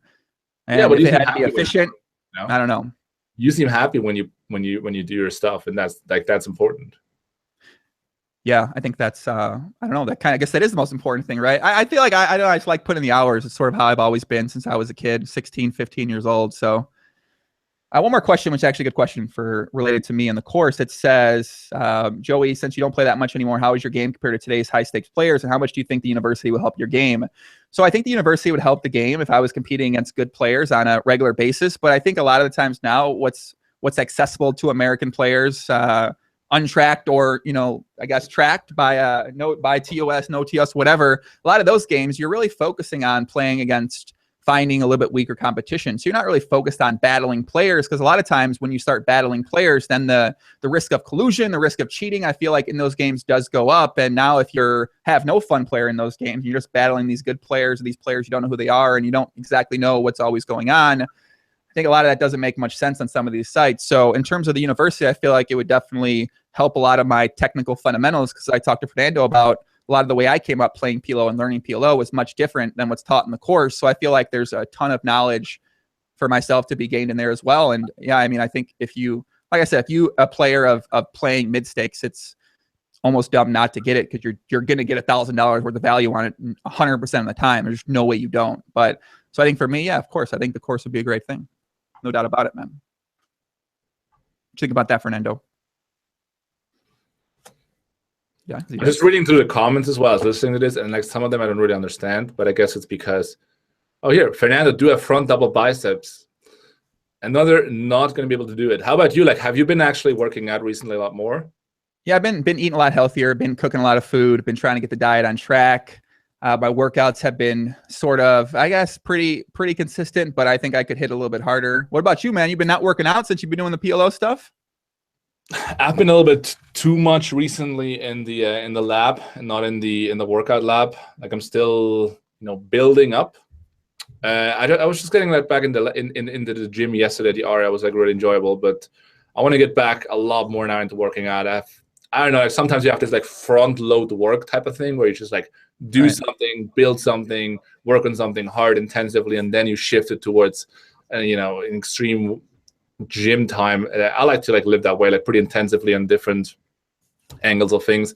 And I think like now when I head back to Switzerland again, I'm like really looking forward to like work out more and focus a little bit more on this like non-money related grind, basically. The eating healthy, the working out, that type of thing. Also, like on that note, do you think that if you had to, could you get Jamie Staples to win the prop bet if you would coach him over the period of the time every single day as a private coach? 100%. 100%. 100% of the time he gets there. You fucking kidding me? Kid's got work ethic. Kid's got heart. I mean, I'd bring my boy Mike Vacanti in, my workout nutrition specialist. 100% I'd get Jamie Staples down. Now listen, man, there might be, I don't know what kind of TOS are involved in this, but I don't know. We give the boy some ecstasy. We get him dancing a couple weekends. I'm saying we could do it. What would you change for him to like have a better shot at winning? Probably the diet. I'd have to be there each day when he eats something out of line and gets hit with a zapper. You know what I'm saying? I think in a situation, I don't know. I think there's definitely ways that you have to dedicate yourself. I feel like, as you mentioned, right, when you're hit him with the zapper when he gets out of line. But when you do something like, and you're doing this, you're doing that, when he has this ambition for Twitch or when he has this ambition for YouTube, he wants to be the content creator, video blogger. We all got dreams, $7,000. You know what I mean? I think that it's hard to shift off that brain and then shift your energy onto this working out. It's really hard to just do both of those things. And it takes a rededication of your entire energy to be able to then focus all day long on your diet and on your workouts and stuff like that. Yeah, I think when you do it for the first time, when you lose a bunch of weight for the first time, it is basically your life, and for a pretty long stretch. Otherwise, you're not going to do it. If you are already quite experienced with like losing weight, you can just wing it also while you're focusing on something else. But I think when you're just getting in there the first time, it takes a lot of energy, a lot of willpower. I don't know if that's gonna happen, but yeah, I don't know. Like I said, give the boy some ecstasy, man. I'll take him to a nightclub. I'll get him some girls around him, get him some guys, or whatever he's into. I don't know. I think he said. I don't actually know what he said. I'm serious. I think he said that he likes both. I think I don't know. I think he does. I'm serious. Wait. How can you prove that? I think he talked about it on stream. I'm almost positive about this. Yeah. Now, if that's not true, I apologize. But I know Kevin. Kevin's been on Big Brother Canada, and I didn't know this about my guy Kevin. Man, he's been spotted doing some things under the covers on Big Brother Canada. Kevin Martin has. Like on the cams? Yeah, because they stream it 24 hours a day. Yeah. Do you think that plays into the strategy? Fuck yeah, it does. I mean, he just enjoys it too. I don't know. Listen, I don't know what I would do. You put me in Big Brother Canada, and I don't know. I don't know, man. I don't know. So you would be dedicated enough in order to win to like go that far, right? Not gonna be able to do it. No, man, come on. I mean, seriously, it's crazy. I love that show, Big Brother Canada, man. That's a fun show. I did a podcast about it earlier, and I've been getting updates and it's fine. But I mean, it's wild. I didn't expect to see anything on there. I don't. What would you do, JNandez, to win a situation like that if you felt like it was GTO to be doing something like that? Well, I mean, I don't know what he did. What did he do? I don't know, man. Listen, I don't know. I don't know, man. I don't know. I have seen a video. I don't know what's happening in the video, man. I don't know, man. Let's change this fucking subject. I mean, we're competitive, but you know, it has to end at some point. Right. I don't know. I don't know. What is the first? What is the winner actually receiving? Like, how much money? Do you know that? Sure. Like, how much? Is it like $1 million, or is it more like $100,000? Is that a price? Yeah, the price for the winner of Big Brother Canada. What about 10 million first place? Do you feel like then you start thinking about it? But do you know what the prize is? I don't know what the price is. No. I mean, 10 million is millions. What about billions? I don't know. There's definitely a price for me where I'm gonna start thinking about it. Yeah. Oh, thinking about what exactly? Whatever I've seen on the video, man. I don't know. Okay, let's change the subject. Let's get out. Honestly, I need to get off this, man. Let me get some questions from the chat. I think Kevin's going to win, by the way. That's my guy. I think Kevin's going to take it down. Kev wants the money, but the fame he gets, he probably assume is good for his career in general. Listen, man, I got to say, JNandez, if I could have it like my way, I feel like liking every type of person, man, woman, I feel like that would be like a good way to live. You get your options open. I mean, for me, I'm not there, whatever I'm at. It's just, I don't know. I don't get with that, but I feels like it'd be a good way to approach it. Right.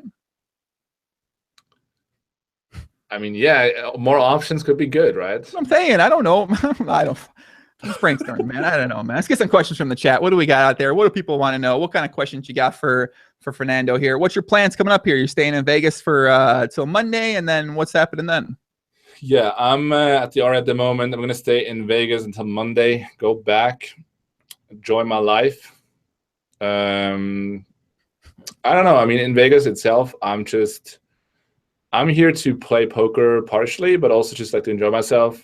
Going to good restaurants, although today I'm actually on a full choosery day. Just like, nice. I don't know, never done that before, just give it a shot, whatever. But I'm like here to enjoy myself. I have a basketball game coming up tomorrow against the legend, the biggest supporter of Jimmy Stapler, Jason Moe. I'm battling Jason Moe and his friend on the basketball court. Me and my friend, basically, and we're both basically like 6'4". What are you talking about, right? Jason Demo's like 5 foot something. You're 6'8". That's what I'm saying. We're gonna teach those guys a lesson. There's no chance that you're gonna not beat Jason Moe in basketball. Oh, he said, I think what he wants to do is he wants to mix the teams, because my friend is also quite tall, not as tall as me. But he said he knows a bunch of Asian guys that want to play the regular game there. So we're gonna hang out there, play the game. I'm looking forward to that. Ryan Fee told me he's back. He's now officially confirmed to be able to work out again. So we're gonna take this guy to the gym. We're gonna put it in some heavy workout, basically. Looking forward to that as well. And apart from that, I'm also, usually when I go to Vegas, what I'm looking forward to is just to play some drunk mixed games. So instead of like playing too much poker, when I play poker, I really enjoy playing like 10 game or 12 game or 20 game or whatever with my buddy. So yeah, we're just trying to like, enjoy our time, but at the same time meeting up with Doc and Ryan and do different type of things, basically. Cool. It sounds fun. You guys should maybe record that game, the basketball game, you and Jason Moe, and put that up somewhere. I mean, that would be evidence forever then, in terms of like who wins. But I don't know. Are you playing a lot of ball lately? Because I know that you've been like very dedicated for a long time. I'm trying to cut back on basketball. I feel like it's I don't know. It's not in line with trying to put on size or put on weight or put on that for summer. I'm trying to see what I can do it. I don't know. I got to eat too much. I'm not very good at eating a lot of food. I'm good at eating bad food, but I really try to eat well, and I don't know how to eat a lot of food well. I don't know. I'm just doing a lot of things too. So eating sort of falls in line as like maybe third priority in terms of my priorities. So when I wake up, I'm not thinking about I eat my breakfast. That's like my normal morning system. But lunch and dinner, I'm cooking a lot of food now too. So how about the shake? Shake, definitely I mean, protein shake's pretty standard. I think I could do a little bit better job of maybe mixing something more GTO together that has more calories and more stuff in there. But yeah, putting all the carbs in there, like all the fruits and oatmeal, just like mix it all together, drink it in the morning, like get 1,000 calories in there right away.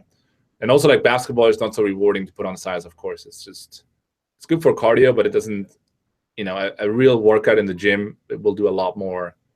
Of course, like for you or for anybody who, you know, tries to put on size, or even for definition or whatever.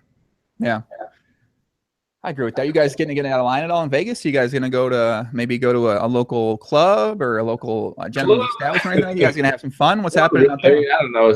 Like, I'm not a huge party guy. That's why we don't call it the PLO party. Makes sense. But I'm not a huge party guy. I'm just more sort of like excited about doing things like, you know, going outside or seeing shows. Like, what is your recommendation that's like not too much out of line for Vegas? For Vegas, not too much out of line. I only know out of line things in Vegas personally. But if you don't want to get out of line, I mean, I don't know. Shows are probably pretty good. There's a lot of good shows. One of my favorite shows is Absinthe over at Caesar's Palace, right out front in the tent. You sit inside a little small setting. They're doing all this crazy shit right in front of you on the stage. You wonder how they're not dying. It's a great spot to go to. My low-key place, I mean, you got to like dancing, though, is Carnival Court. I think it's underrated, right in the middle of the strip. It gets a lot of stragglers. It gets a lot of the girls that never mind. I'm not even going to get into this. Actually, yeah, Ryan also told Absinthe, like he said, his only recommendation for whole Vegas in terms of the shows is Absinthe. Yeah, I think that'd be pretty good. But I mean, Vegas, like, you don't go to Vegas to get in line. You go to Vegas to get out of line. I mean, yeah. You know what? There's a race car track. We shot a show when I recorded the show with Poker Central. It's called Dream Racing. You go there, you get to race these super sick Ferraris and Lamborghinis, and they have all these different cars to go. That might be a place you'd go try out. Well, that sounds pretty interesting. I would be a little bit afraid of like driving the car into a wall or something like that. No, the course isn't really set up like that. So they train you on the simulator. They put an instructor in the car who's with you at all times, usually a guy who's pretty GTO at that. And yeah, I mean, we recorded a show there because one of the shows that's coming out, it'll come out at some point in time. Where I'm the host of the show, and then the players compete. It was like Antonio Esfandiari, Jeff Gross, and Brian Rass were competing there. And yeah, they put you in the simulator, and then you go drive laps around the track. It's super fun. I mean, it's like, it's a rush. It's exciting. If you love the gamble, if you love high stakes, it's like, this is something that is awesome. I would recommend any Dream Racing, by the way. I know I should have gotten in touch with you to do some sort of advertising, but here's your fucking advertising for people that are listening at this point in time on the podcast. So yeah, I feel like I'm already dream racing quite a bit with Ryan because like Ryan drives like a psychopath basically. So it's a little bit of I get a little bit of the rush out there right away. Yeah, that could be definitely something to try. The course, how's the course going so far, man? How many, you sold a lot? You making a lot of money? What's happening, kid? Can you give us the facts and give us the inside information, the behind the scenes scoop here for people on the pod? I'm not sure if you can disclose that, but yeah, we have a lot of requests basically. People are getting in. And also that is really helpful because it builds up our community more and more and more, basically. And also as a side note, I would definitely recommend, like, if you're considering to get into the course, if you're considering to join the PLO University, to get in before Friday or at Friday, on Friday latest, because you basically build up a lot of bonuses in order to reward the guys who are willing to jump in early. So one of the things I added to the course is a full explanation, an introduction, how to use PokerJuice, which is a simulation tool for Pot Limit Omaha, as well as Odds Oracle, full introduction, also going into a little bit more of advanced videos in terms of how to actually use those programs on a daily basis in order to understand how to play and simulate PLO situations. And also I put in a full functional HUD, so heads-up display for Hold'em Master 2. That man, what a great guy. And like those 3 bonuses you get basically for free by joining until Friday midnight. And then afterwards, we're either going to just like get rid of them or you can buy them for like a few $100. So I would definitely, like, if you want to jump into the PLO University, I would definitely suggest like going before Saturday, so Friday midnight, basically. And also, first time I ever did anything like this, but people sign up. I got the link in the description. I'll give extra. Listen, I'm going to take your course and I'm going to actually make some content on how to fucking use the course. Because there's going to be so many people who take this course and have no fucking idea what to do. They're just not going to have a clue how to implement. They're gonna start here. They're gonna start playing. They're gonna lose money. They're like, what the fuck? Am I studying the wrong thing? I'm gonna put out extra PLO and GTO club related content as well as a copy of my book. Never done this before. First time I'm doing it because I believe in the course. I believe in the great game, and I believe in Fernando Harbaugh, aka JNandez87. So that's just what it is. That's what it do. You do it. Let me know. Get in touch. That's all I got. So yeah, go back to the Scott Beck. Go to that. No, find some more questions from the chat. Let me see what I check my list. You got anything else on your mind that's burning a hole, JNandez? We know we should work on something, Fernando. I got an idea for you. Let's work on something right now. Let's work on your on-screen person. Let's work on this. Let's see if we can get this guy when he's talking about the great game. Let's see if we can get him a little bit less world record JNandez and a little bit more like a regular world kind of Fred from 7-Eleven sort of Fred from the corner store. Let's see if we can merge the two of those together and get Fernando. You know what I mean? Okay. We need we need a catchphrase for you or something like that, I think. Give me an idea. Catchphrase. I don't know. Got maybe like cat man. Yeah, the cat's at you. I don't listen. Don't take this anymore. I don't know. Like I don't know. I'm gonna brainstorm, man. I'm gonna brainstorm it. That's what I'm gonna think about. I'm gonna brainstorm it. I'm thinking about it. Something like maybe like pow or or something like that. Very creative submissions. I'm going to consider. Or you take off your glasses and you go, Pot Limit Omaha. Or like this. Or this. Yeah, maybe that's like a yeah. I don't know. Have you considered to play the great game of Pot Limit Omaha? Yes, that's exactly. We need some more of that for the guys, because I think that a lot of the guys out there, they hear you talking and they go, "My God, this guy sounds like a goddamn genius," but I can't relate to what he's saying. A lot of people out there that want to come to the great game and feel a little bit of the blood rushing through their veins, they listen to you and they go, "I don't know what JNandez is saying, man. He's too." Show you something. Where'd he go? Keep it in line. We're on Twitch. Where'd he go? I honestly don't know where he went. He left. Is he changing? What could he be doing? I'll change to my regular guy outfit. Okay. We're back. This is my regular guy outfit. You know, this is the way I'm going to beat up guys on the basketball court. What the fuck? Are you wearing a Shaq jersey? What is that? Whose jersey is that? Mine. My friend was in my friend was in Miami before he came to Vegas, and he brought me a shirt. I'm not a fan or dislike Miami Heats. I just have a shirt. That's all. Whose name's on the jersey? Boss. Okay, Bosch. Oh, Chris Bosh. That's a perfect guy to represent Chris Bosh, who's not playing anymore because your friend bought that on like discount because Chris Bosh isn't on the team anymore because he got like a disease. What the fuck did he give me? Yeah, he's not able to play anymore because he has some sort of like life-threatening condition that he might get approved for. I got scammed. That's all right, man. Chris Bosh he's gonna be in the Hall of Fame, so it's not that too bad though. It's not too bad. What about us? What about for the people out there? What do you recommend for the guys who's $9.99 is too much? They want a smaller price. They want a smaller course, something like that. What would you recommend for some guys like that? That's kind of a tough call. I mean, yeah, I only offer things that are more expensive, which is the my one-on-one coaching, of course. But it really depends like where you are at the moment. There are like tons of people that are also jumping in that actually are playing a lot lower, even micro stakes or small stakes. I know that because I called up those guys and they're playing like pretty low, and they usually take something out of their what they do most of the time is they accumulate the money through a different source. They have like a side job, for example. They're playing recreational or part-time, and they just want to take it seriously and then just invest money outside their bankroll, their poker bankroll. And everyone has to make that decision themselves, of course. But if I think about how I got into poker, for example, I deposited $500 a lot of times before I actually was able to build up a roll, basically, because I knew if I deposit $25, that's not that's not going to like motivate me. I don't want to play like 1 cent, 2 cent basically. So Bang, bang. sometimes you just like gotta, I don't know, look outside of your poker bankroll, I guess, in order to like make it. But that's like really dependent on like who you are and what your level of commitment is, basically.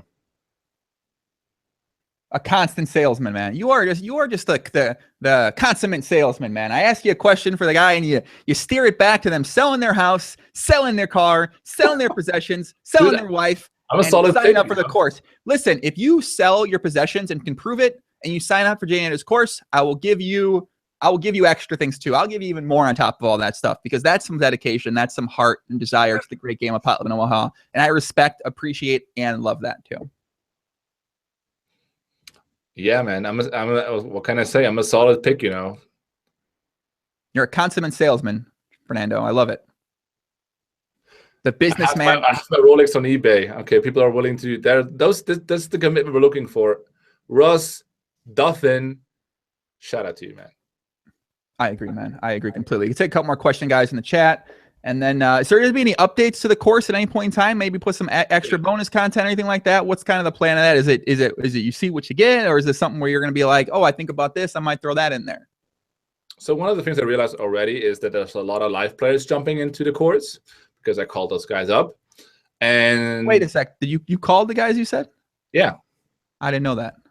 Look at this. I'm running on 2 phones. This is my real phone, and this is my, hey, I call up people from the university. Wow. In order to, like, you know, ask them if they enjoy the university, also ask them like who they are, what their relationship is with poker and with experience with PLO.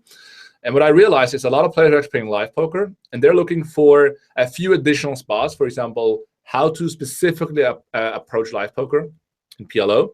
And then secondly, also they want to know a little bit more about multi-way pots, because of course multi-way pots, 3, 4, 5-way pots, very crucial in live poker. So I decided I'm going to put together a little add-on bonus and throw that in there as well. That will be specifically geared to live players. I'm going to throw that in. I'm going to start doing and creating this additional type of material when I'm back in Switzerland. So in a week, will probably take like 3 weeks or something. So in a month, I'm going to just throw that into the university as well, for the live players to have a little bit more guidance when it comes to how to apply those things for live poker. And then also I talked to a bunch of guys who were transitioning from No Limit to PLO. And because I realized like so many guys are actually looking for the connection. What is the difference between PLO and No Limit, and how can I convert? So I'm going to also throw in an additional package that I'm going to create when I'm back home in the next 30 days about how to exactly transition from PLO to No Limit, and from No Limit to PLO, in order to make the information a little bit more accessible to those guys, and specifically target people who are coming from that perspective with that background. So I'm going to throw in some additional free bonuses into the course. And because now talking with some of the guys already in there, I know a little bit better about what exactly they're looking for. Turns out not many people are left still playing mid-stakes plus online anymore, Fernando, these days, kid. It's a tough world out there. A lot of these guys are going to be coming from live for sure. But do you have a lot of live experience to be able to, you know, because I feel like the live dynamic, the deep stack play is a very unique setting to playing live poker. Yeah, I also thought about like bringing in someone like Ryan in order to discuss a little bit more like his point of view. I definitely do have some experience playing live PLO. I understand like what the main differences are, but I'm sure, I mean, there's tons to learn and pick up on. And I'm basically just going to try to cover the more theoretical part of it. Hey, more multi-way pods. When you open, you get called by multiple players instead of 1 or 2 players like online. What should change? And then when it comes to the dynamics, to the psychology of the game, those type of things, I think someone like Ryan would be a good pick to, you know, bring in there, as he has a lot more life experience than me. And, you know, let him do some stuff, or us together, that would help those guys out. Okay.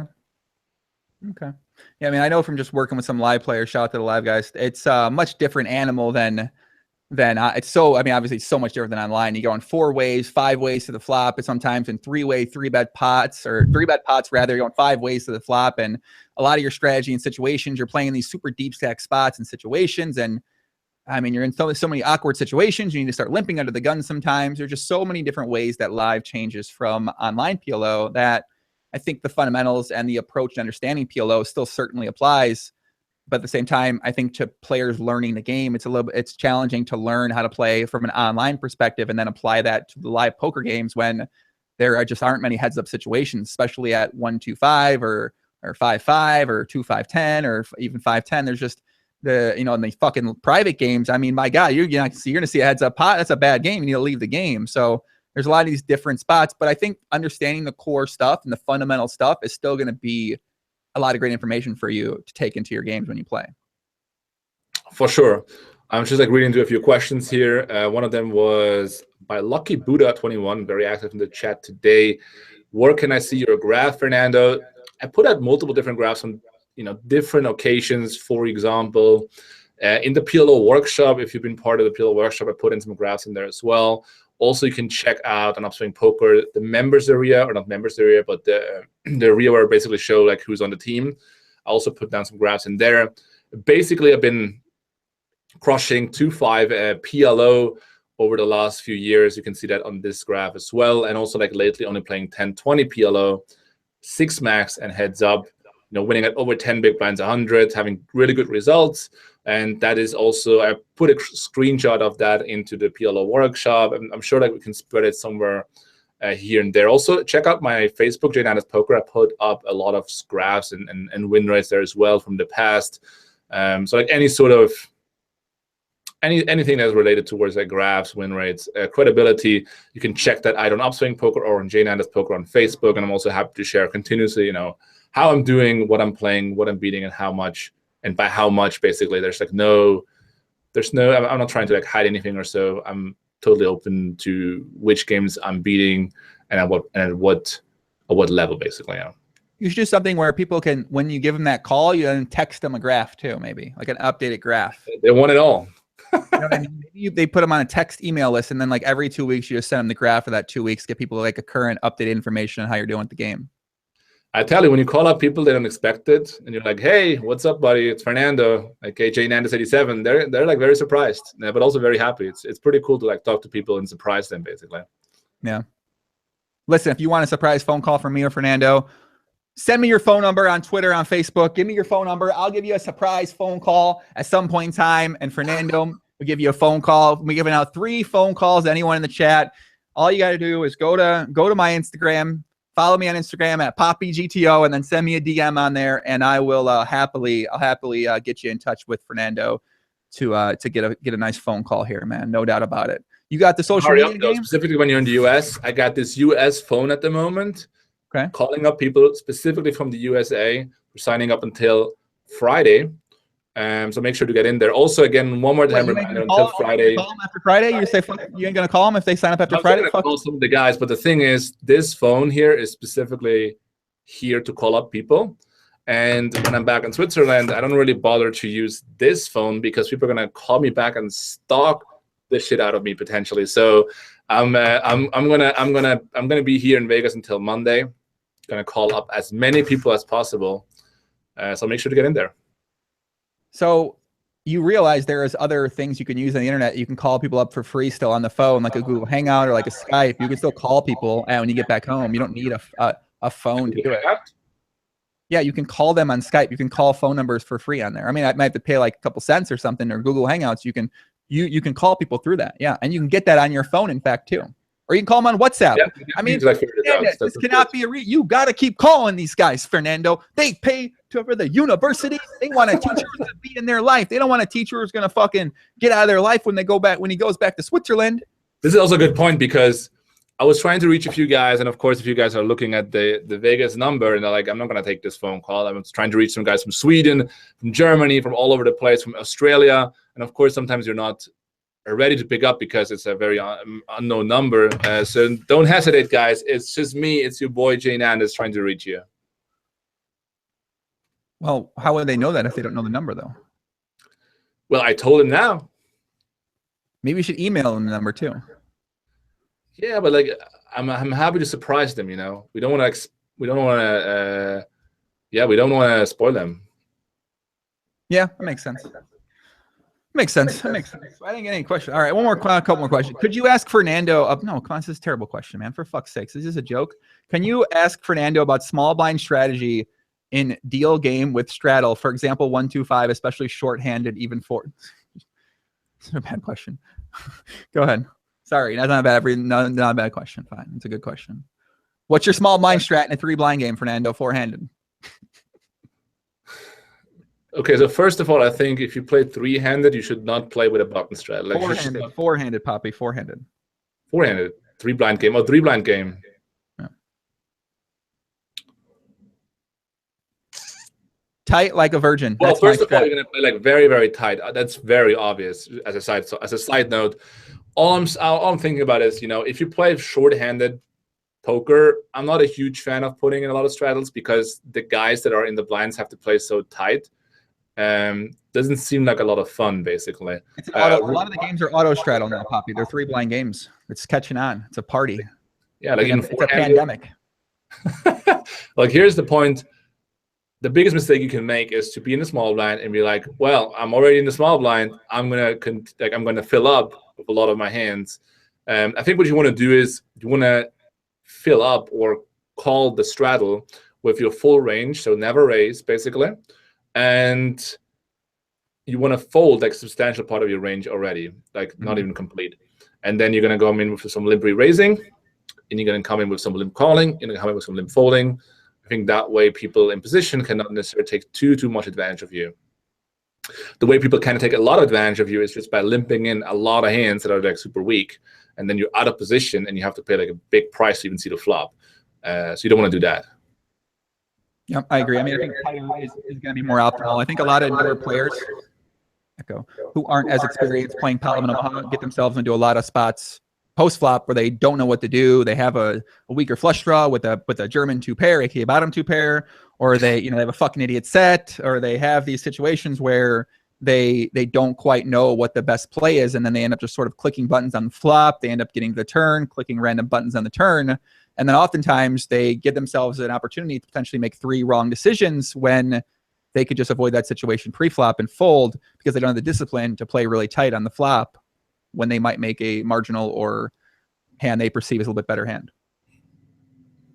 Absolutely. That was the most strat. Listen, that was some of the most strat I may have ever said on the podcast, Fernando, but I gave it in here the 2-hour mark. Only the hardcores are listening. I'm going to give them a little something here for listening this long. Snip it up and put it on YouTube that way.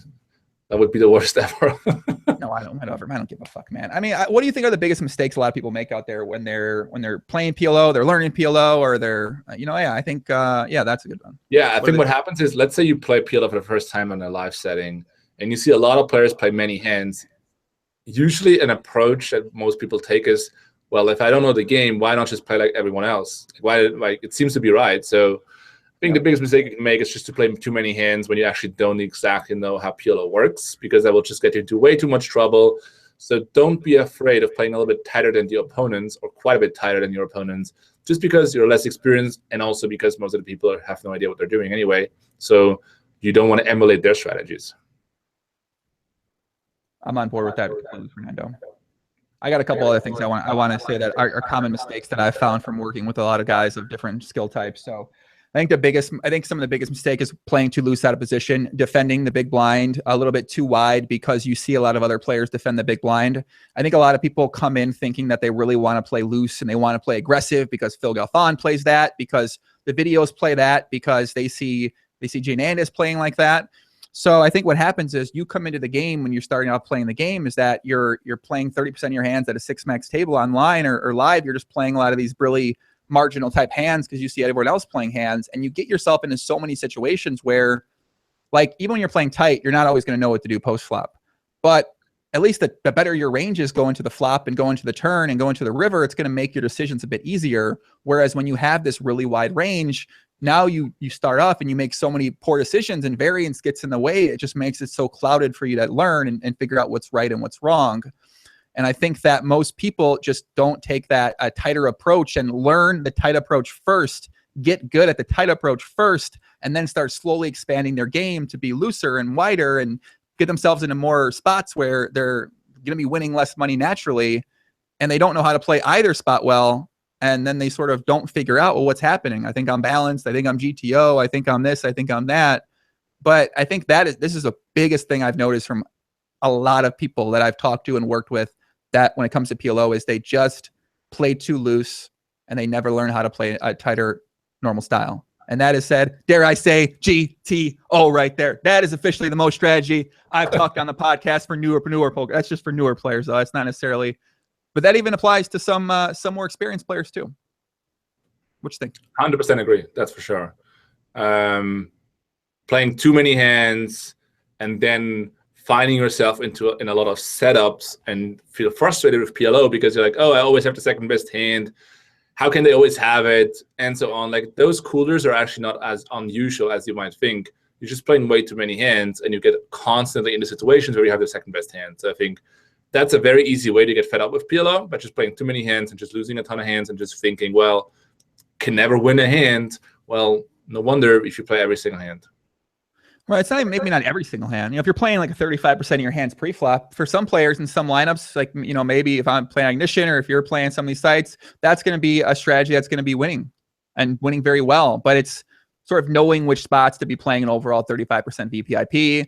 It's sort of understanding, all right, how to not lose money from the big blinds just because we're defending at such a high frequency. Just because we're defending at such a high frequency doesn't mean that we always then have to check raise and check call with these marginal spots that we get into. Check folding's perfectly going to be fine. A pretty high percentage of the time when you're fold to steal is, I don't know. I don't fold to steal much. So when your fold to steal is low, you're going to be in a lot of spots where you're with some marginal hands out of position, and that's can be. It just takes a while. When you extend your ranges, basically, you have to be able to like pull some bluffs. You have to get away from hands in a very intelligent manner. All the things basically that an experienced player might pull off, but definitely if you're unexperienced, is going to cost you a lot of money. Yep, I agree with that, man. I think another big mistake, by the way, I'm just going to give a couple of these away because I wrote these down. So another big mistake is that people don't evaluate hands that they win. What I mean by that is that they flop a set, they bet, and the person folds. They sort of just put that spot out of their mind completely. So people don't get enough value from hands when they make hands, and they don't put enough thought into how can I potentially get more value from my hand in different situations against different type of opponents. And they just sort of write it off, and they focus on the pots that they lose, and they get all in, and they're like, was that the right play? And they don't put enough emphasis on the smaller situations where they maybe see bet and the person just folds, or they call one, or they fold a turn, and then they out of sight, out of mind. And I think that's a lot of people don't put much emphasis or focus on that at all when it comes to what they're thinking about or what they're working at. You're definitely putting out the secret today. I know, it's too much. That's a lot. That's some really good stuff right there. Yeah, there's a reason Fernando, man, I hate talking strat, man, but I got excited. You got me fired up now. Plus, I said we're 2 hours in. I'm gonna give him a little something. That's usually the mark. The mark where only hardcore guys are in there. Seriously, but what I just said right there, I think that's huge. Like, I think that's massive for a lot of people out there. That could be something that turns a player from a winning player into a losing, like a losing to a winning player, a small loser doing not too big, but just really thinking about the hands that you make hands. 100%. It's just like being able to see how those hands most likely will unfold. Usually takes people a lot of experience to actually get to this point. Because most people play street by street poker. So they see a hand pre-flop, they're like, okay, this is pretty good. On the flop, same thing, but they don't really see like how this will affect the whole hand down the line. It takes a lot of experience or a lot of training. And when people are, you know, more experienced, they suddenly realize that that thought process can be very helpful. Question on Twitch, and JNandez, any motivational advice for someone closing in on 300 big blind, 300 buy-ins below EV? I enjoy the game, but it's coming to a point that it's affecting my motivation and even decision making. What was that? He's running under EV? Allegedly 300 buy-ins below EV. Yeah, that's a lot of buy-ins for sure. I mean, I think what I would do is I would most likely play less in general and work more on your game, because I feel like whenever poker is not going so well, what you need is motivation and inspiration. And I usually get that to just working more on my game, because that makes me realize how much more I actually know than my opponents, or at least how much I generally know about the game itself. And that makes me want to go back and apply strategies instead of just winning money. Because I think when you're losing over a long stretch, you're really focused on like how much you're losing, so the losing aspect itself, and not as much anymore on applying a good strategy or being thrilled to play a good game of poker. And I think you'll get back in that mode if you start working in a game. You realize, well, I want to really put this strategy to work. I want to start using this or X, Y, Z, or focus more on the strategy part than actually the losing part. And I think that can turn things either around, but also more importantly, it can continuously motivate you to keep going, basically. So stay strong. Yeah, I think a lot of times when you're 300 buy-ins below EV, you start off a session, you get all in one spot, you lose, and then you're like, fuck, man, this sucks. Like, oh my God, I'm gonna jump off the bridge. Like, why am I so unlucky? I'm never gonna win at poker again. I think a lot of times what you start thinking about is, are all these spots standard to get all in here? So just because you do it, was this standard? Okay, was it actually standard? Could I maybe have taken a less variance route? Just because the spot might be, you think it is a little bit slightly plus EV, and sometimes on that spectrum, it's gonna be slightly plus EV and very minus EV. But if it's a spot where you could potentially avoid the variance and take a different route, take a different option, and that way the peace of mind and your motivation and your emotional control stays intact, then it might be time to start thinking about doing something like that instead of just always getting it in all in with top 2 pair on Jack 8-5, 2 hearts when you got Jack 8, and you got fucking, I don't know, Ace 4 or something like that. You don't always need to get Ace Jack 8, 4 double suited with a backdoor nut flush draw all in for 110 big blinds on the flop. Like, you just don't always have to do that. Whereas some people might say, oh, it's standard. But at the same time, maybe you spot where you just call, you check call one.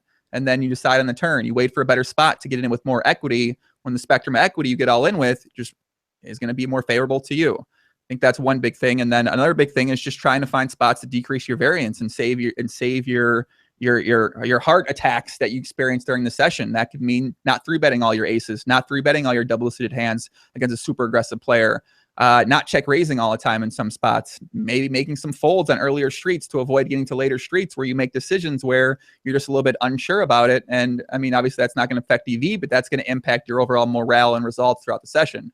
So those would be a couple things. And so I told you, Fernando, I'm opening up, man, right now. I'm giving him a couple things. You're on top of your game today, that's for sure. This is all I got. I mean, I don't know, man. I try, you know, like I don't know, man. It feels evil to say these things, though. It feels evil, but that's a fact. You know, most people that run below EV, a lot of times it's that you're playing too many tables. You're not focusing on your decisions enough.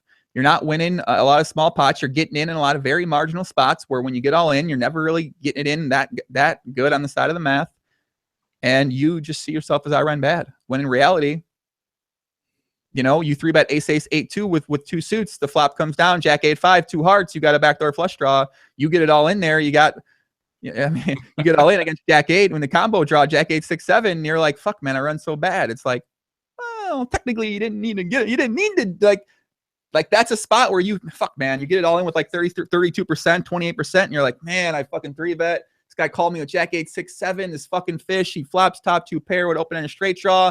Gets it all in, and I just fucking lose. And that's the kind of spot where people are going to say, I run so bad. That's what they're going to look at. They're going to see that and I run bad. I run so bad. But I totally agree. I think it's just like people approach a lot of spots really automatically. Like they head into the session. It's like, okay, let's play poker. Let's click buttons, get stacked, frustrated, and then they stop basically because they're just, it's almost like they expect to lose already. And that really takes away a ton of momentum. Mm-hmm. I agree with that. Anytime you ever feel like you get into that space of mind where you just feel like you lose one spot, you lose to a regular who runs well, and you're like, oh, fuck, like this isn't gonna go well. I find myself definitely in situations where I feel less interested in the game, and I think that's usually when I'm playing either too many tables, too long stretches, not enough working on my game, anything that goes in that direction. I just don't feel pumped about the game. And that makes me realize, wait, something is wrong. Stop grinding and start crushing. And that usually means for me, play less tables, be more interested, play heads up, work on your game, stop playing at all for a while, for like 1 or 2 days. So usually when I'm not thrilled thinking about strategy, it's a bad sign for the most part. Mm. I mean, I think a lot of people say, how did I overcome all this? Like, because I have massive swings all the time. And I don't know, man, I just woke up, play the next day, every day. Woke up, play, woke up, play, woke up, play. Go to sleep to a Phil Galfond video. Woke up, play, woke up, play, woke up, play every day. You never give up. Yeah, I mean, I think you just get used to it at some point in time. And at first, it's like, this sucks. I lost 15 buy-ins. But then you get used to it. When you win 15 buy-ins, you play the next day too. Sort of what it takes, right? It's what it takes. You want to be a professional poker player, especially these days. That's just what it takes. And if you don't want to do it, you're not going to become a professional poker player. So what do you want to do, right? Like, do you want to be a pro or do you not want to be a pro? Well, that's what you fucking got to do. That's the option. So you can't do it. That's why you're not winning, because you're not doing it. Yeah, and I always underestimate like how good I feel the next day. So even if I get beaten down super hard and I feel terrible, I'm like, oh, can't take it. The next day, usually when I wake up, I'm like super pumped again. I'm ready. I'm like motivated. I'm like, okay, this is behind me. Let's head to the tables. Let's crush. And I think that sort of mentality, I mean, it comes natural to me, but I think it's a huge advantage because you wake up feeling fresh, where maybe some people wake up and they're already like they still have the yesterday session so much in mind that they can't really find the motivation to play. You think that comes naturally? You don't think that's something that you learned somehow or picked up somehow over time, maybe growing up or anything like that? Naturally these days, basically. Like I've seen it so often. I got beaten down so often that I just overcome those situations really fast these days. I think it definitely something that it built up over time, basically, just because you get a little bit more numb to the hits you're taking because there's just so many in the 10 years I'm in poker now. So get more used to it. Yeah, I think that's kind of what it is. You just get used to it. And the first couple of times it sucks, but after a while, you mentioned 10 years, I've been playing 10, 11 years. You get used to it and you realize that sets you up for the future. That sets you up for the times when you move up stakes and you maybe start experiencing a ton of adversity, a ton of swings, even good and positive and negative swings. But I guess one thing I wonder if you struggle with is that able to, because we always taught to like numb our emotions. We're taught to not get too high on the wins, not get too low on the losses, wake up the next day, get after it, out of sight, out of mind. Do you feel like it's challenging for you to have those emotions at other things outside of poker, whether it's relationship or whether it's doing something that's fun? Do you feel like because you got so good at suppressing your emotions for positive and negative that it's now impacted you in other areas of your life when you do things? Yeah, it definitely did. I mean, I'm getting a lot better now because I'm just becoming more passionate about different things. I think when you are just starting out playing poker, there's not much else on the radar. Because you have so much passion for poker, it's very hard to see the good in other things and other activities and be super passionate about them. These days, I'm more capable of being passionate about multiple things and experience them more intensively. I had more problems doing that when I was just starting out playing poker or becoming a professional poker player specifically, because you're just so focused and you're unsure about whether you're not going to make it. So you sort of like channel all the energy, all the excitement into this one funnel where these days, like I know I'm a successful poker player. I know I can make the money. I know I bring up the motivation. So I can also allow myself to give other parts of my life some energy, some excitement, some passion. And that just, I guess it just comes with experience and confidence about that you are actually a professional, successful poker player and that you can continuously do that even if you are focused on other things as well in life. Good question in the chat earlier, and I feel extremely strongly about this question, by the way. Marios the Thunder says, most training videos and coaches are so focused on balance, even on low stakes, but those straight blockers, nut flush blockers, spots to balance out the times you have the nuts usually seem to get you in the most trouble. It expanded earlier. Do you guys think balance is overrated, especially in lower stakes like PLO 100 and below? The answer is no. I think it's misapplied, misunderstood, basically. So here's the thing: like if you're trying to play good poker, you start off with the balanced approach, and most people never get to the stage because they feel overwhelmed with understanding what it actually means. And this is your starting point. For example, if you have the nut flush blocker, and you don't know anything about your opponent, and the fact of matter is, like most of the time, you don't know your opponent that well that you can just like assume he's folding XYZ hand. It's just not the case. You're not going to soul read your opponent. And I know a lot of people think they can soul read opponents, but they can't. You don't know what your opponent's going to do. Maybe he's drunk. Maybe he's someone else. Like you have no idea, basically. So how much do you bluff the nut flush blocker, for example, on the flop, on a turn, on the river? Do you follow through every single time on the river, or do you just stop bluffing at some point, or like which hands and so on? So like those questions you figure out by looking at balance. For example, if you have the nut flush blocker in PLO, you're totally cool bluffing the flop every single time, bluffing the turn every single time. But on the river, you got to give up some of those bluffs. Otherwise, you're over bluffing too much. And it's not like your opponent will exploit that, but it's you want to find a way to implement a good strategy. And if you're bluffing every single time and you get caught, you have an internal conflict because you're not sure if this was the correct play. And the reason you're not sure is because you don't understand how to play balanced strategy. But if you were to know, well, I'm going to apply this strategy because it's my default line, it is mathematically balanced, then you're going to confidently follow through, bet 2 times, give up with some of your nut flush blockers in the river, bet the rest, fire, and then your opponent calls. And maybe your opponent calls with a hand that makes him unbalanced because he calls too much. Maybe he has a very weak flush, like a 5-high flush, and that would be way too often in certain situations. Now, because you understand the concept of balance, you know that he is off balance, and now you can exploit him by getting off a balance yourself and start not bluffing as more as before. But you need, and you really need, a starting point. You need some point where you can deviate from. So you need to actually know what it means to bluff too much. You need to know what it means to bluff too little. And most people, they don't know. They make it way too extreme. For example, when you play low stakes and you're like, well, my opponents are folding on the river all the time, or maybe their payoff wizards are called all the time. People just way overdo now the bluffing or non-bluffing part because they have no radar. They have no starting point. So what you want to do is you want to understand where you're starting, then deviate exploitatively because you know your opponents are doing something wrong. And that is, you're not playing a balanced strategy at this point, but you're deviating from a balanced strategy. And you can only do that if you know what a balanced strategy is. So I think that is, in a nutshell, why it's important to actually understand a balanced strategy and why most people are just clicking buttons and don't really know how they're exploiting their opponents. They're just way overdoing it, basically. First of all, I want to say that was one of the most amazing answers I've ever heard in my entire life. And everyone who, but I think, unfortunately, that's going to be incredibly complicated for a lot of people to comprehend. I think some people, that's going to click with them straight away. But then at the same time, they're going to say, well, then how do I implement that? You know, I get balance is important. Everyone talks about it. From what I've seen, and this is from what I've seen from watching players, sweating players, going over hands, talking with them, is that they misapply, as you mentioned. I think balance is understanding it is extremely, extremely important.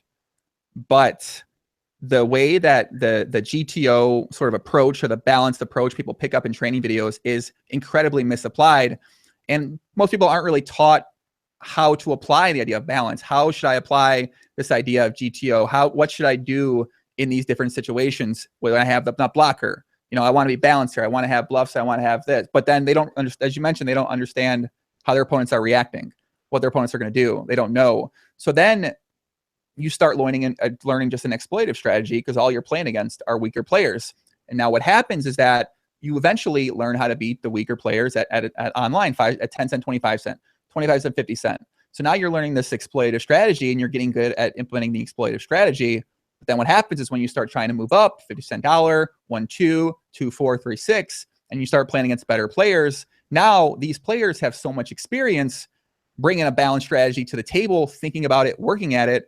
So now you've basically been learning all these things about playing exploitative here in these spots, take advantage of players. Now you don't even really know what that means, how to implement this balanced strat. And now you have to start sort of rebuilding all that part of your game. So when you do neglect the idea, that's what can happen, is when you get against better players with experience, you're at a very big disadvantage in a lot of situations.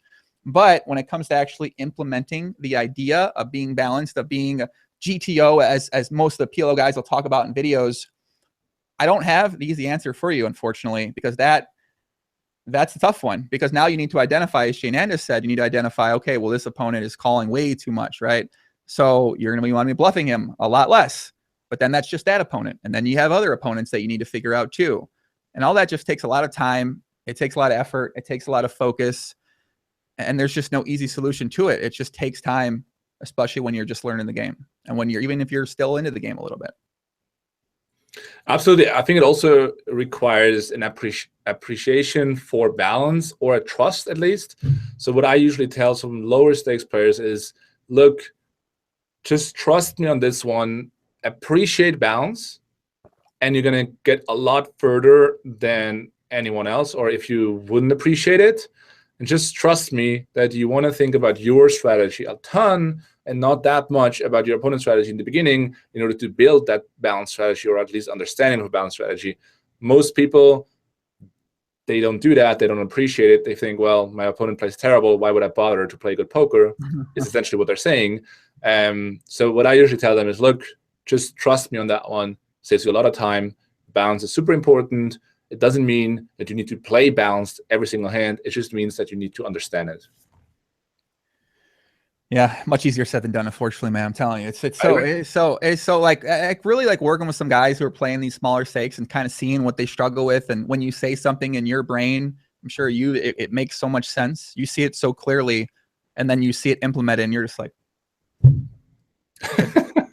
my God, what the fuck is going on here?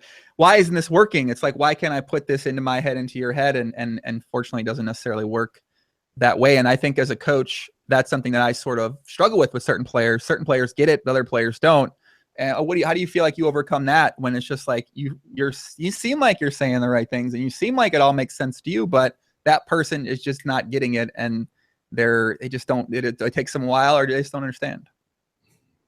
Yeah, it's just, I think what it takes is a little bit of practice and also a little bit of communication. So like feedback, basically. So you want to guide someone to the process of understanding balance. For example, on the river, balance is the easiest way to like explain it. On the river, you can like pick your combos you're bluffing with and the combos you're betting with, and you can correlate that with bet sizing. And then I usually tell my students, look, let's say you bet full pot, how much you want to bluff, how much you want to value bet, how much did your opponent call, and then I let them go and figure that answer out themselves, come back, and then we see how much they could have figured out themselves. And I was very intimidated by those type of questions a few years ago about anything that was related towards mathematical poker or GTO related poker. And I realized after a while that this thing is actually not as complicated as I thought, because I never considered myself a mathematically gifted person. Was never like really strong with numbers. So it was a lot. I was sort of like intimidated by the numbers of poker. I didn't really address them. And after a while, I realized it's actually not that complicated. Just have to get in there. And I do want to say, after we talk about this, I think that you can still win without having a deep understanding of this stuff too. I think it's still possible to win playing a super heavy exploit strategy where you don't necessarily always understand the intricacies of the idea of balance. But that is, I mean, that does work in a lot of games. It just does. It works against weaker regulars. It works against fun players. But I'm talking about trying to compete against the best, trying to get to the highest stakes. That's how I look at poker from. And I think that's how most people should look at poker from. I want to play against good players. I want to be able to at least compete against them. And then in the process, you're going to be able to crush all the players that are under you. Those weaker regulars, even like the little small winning regulars, like the guys who lose focus in certain spots and just make some plays wrong. Like that's my goal at poker. So I'm coming from that standpoint. If you're coming from the standpoint where, you know, I want to make a little bit of money. First of all, I think you want to try to become the best player you can. Because if you're striving to make money, you're going to forego the idea of getting better. And it's just not going to fucking work for a lot of players out there. Might be a small number, but not a lot. So when you put so much emphasis on, I don't care about getting as good, I care about just making money, I think that's a terrible mindset to take with it. And like I said, sometimes you'll succeed, but oftentimes you're going to fail with that because you're not putting enough work into actually getting better, because you think, oh, I just want to make money. I don't care about becoming good. I don't care about getting to these mid or high stakes. Yeah, absolutely. And also what I want to add on here is when you have a game plan that is a little bit more based on logic, aka balance, also on balance specifically, then it's harder for you to deviate from that and make a lot of mistakes. And I think when you're getting on tilt, what happens to the guys who don't really apply a lot of logic to the game, but are so-called field players, is that they are going to start making outrageous plays where usually people who argue with a little bit more logic, they are not going to get that much out of line. So you're not going to have as many internal arguments with yourself, because you see a situation and you're trying to work yourself through with logic. But if you usually do it with feel, then that feel gets disturbed a lot more by the emotional part of your brain when you get on tilt and disturbed, and then you start making very bad plays that someone who is mainly focused on logic and balance wouldn't necessarily make. I think that's fucking such a good point. And that's something that I struggled with for a couple of years, is that when I would go on, I was doing very well and then I'd have these tilt sessions. Even I started at no limit folding back in the day and then kind of carried over to PLO, is that when I would go on tilt, I'd also be 24 tabling, which obviously is not the smartest thing to do. But then all those things, it's just, that's exactly what would happen to me. And finally, once I got better at dealing with that, which also coincided with playing less tables, not a coincidence, was that now, okay, then I shored those things up. And then, you know, I just, eventually you got to get rid of tilt. You just can't tilt. You want to become playing at the highest stakes regularly, day in, day out, you got to get rid of your ability to tilt. But even when I would go on tilt, because I know like, it's hard to get rid of that fucking demon, JNandez, that wasn't as bad. I wasn't just making these 2, 6, 4, 7, 1 suit. I wasn't just going crazy. But at a time, Poppy, listen, I don't know what happened, man. I went a little, you know. It's so easy to go on tilt in PLO just because there's always an excuse to like be in the hand somehow. It's like, hey, it's PLO. I mean, why shouldn't I cold call this 3-bet? And I mean, that's also great for live games, because on live games, people go and rage tilt for sure. And then they're just playing suddenly every hand, 3-4 betting, blind happens very often. Yeah, I think I spot games like that, because, you know, I think about those hands a lot too, is that, you know, like if someone's going crazy when this is a crazy game and you're 300 big blinds deep, it's sort of like, well, what kind of like what kind of general information would you say? I mean, to me, it just seems like you want to have a stronger range pre-flop. That way you flop stronger hands very often. But like, I mean, that's simple, but at the same time, it's still hard to implement. So what would kind of be that's how most live games are. So what would kind of be general knowledge or like an idea or approach or a mindset to take into a spot like that?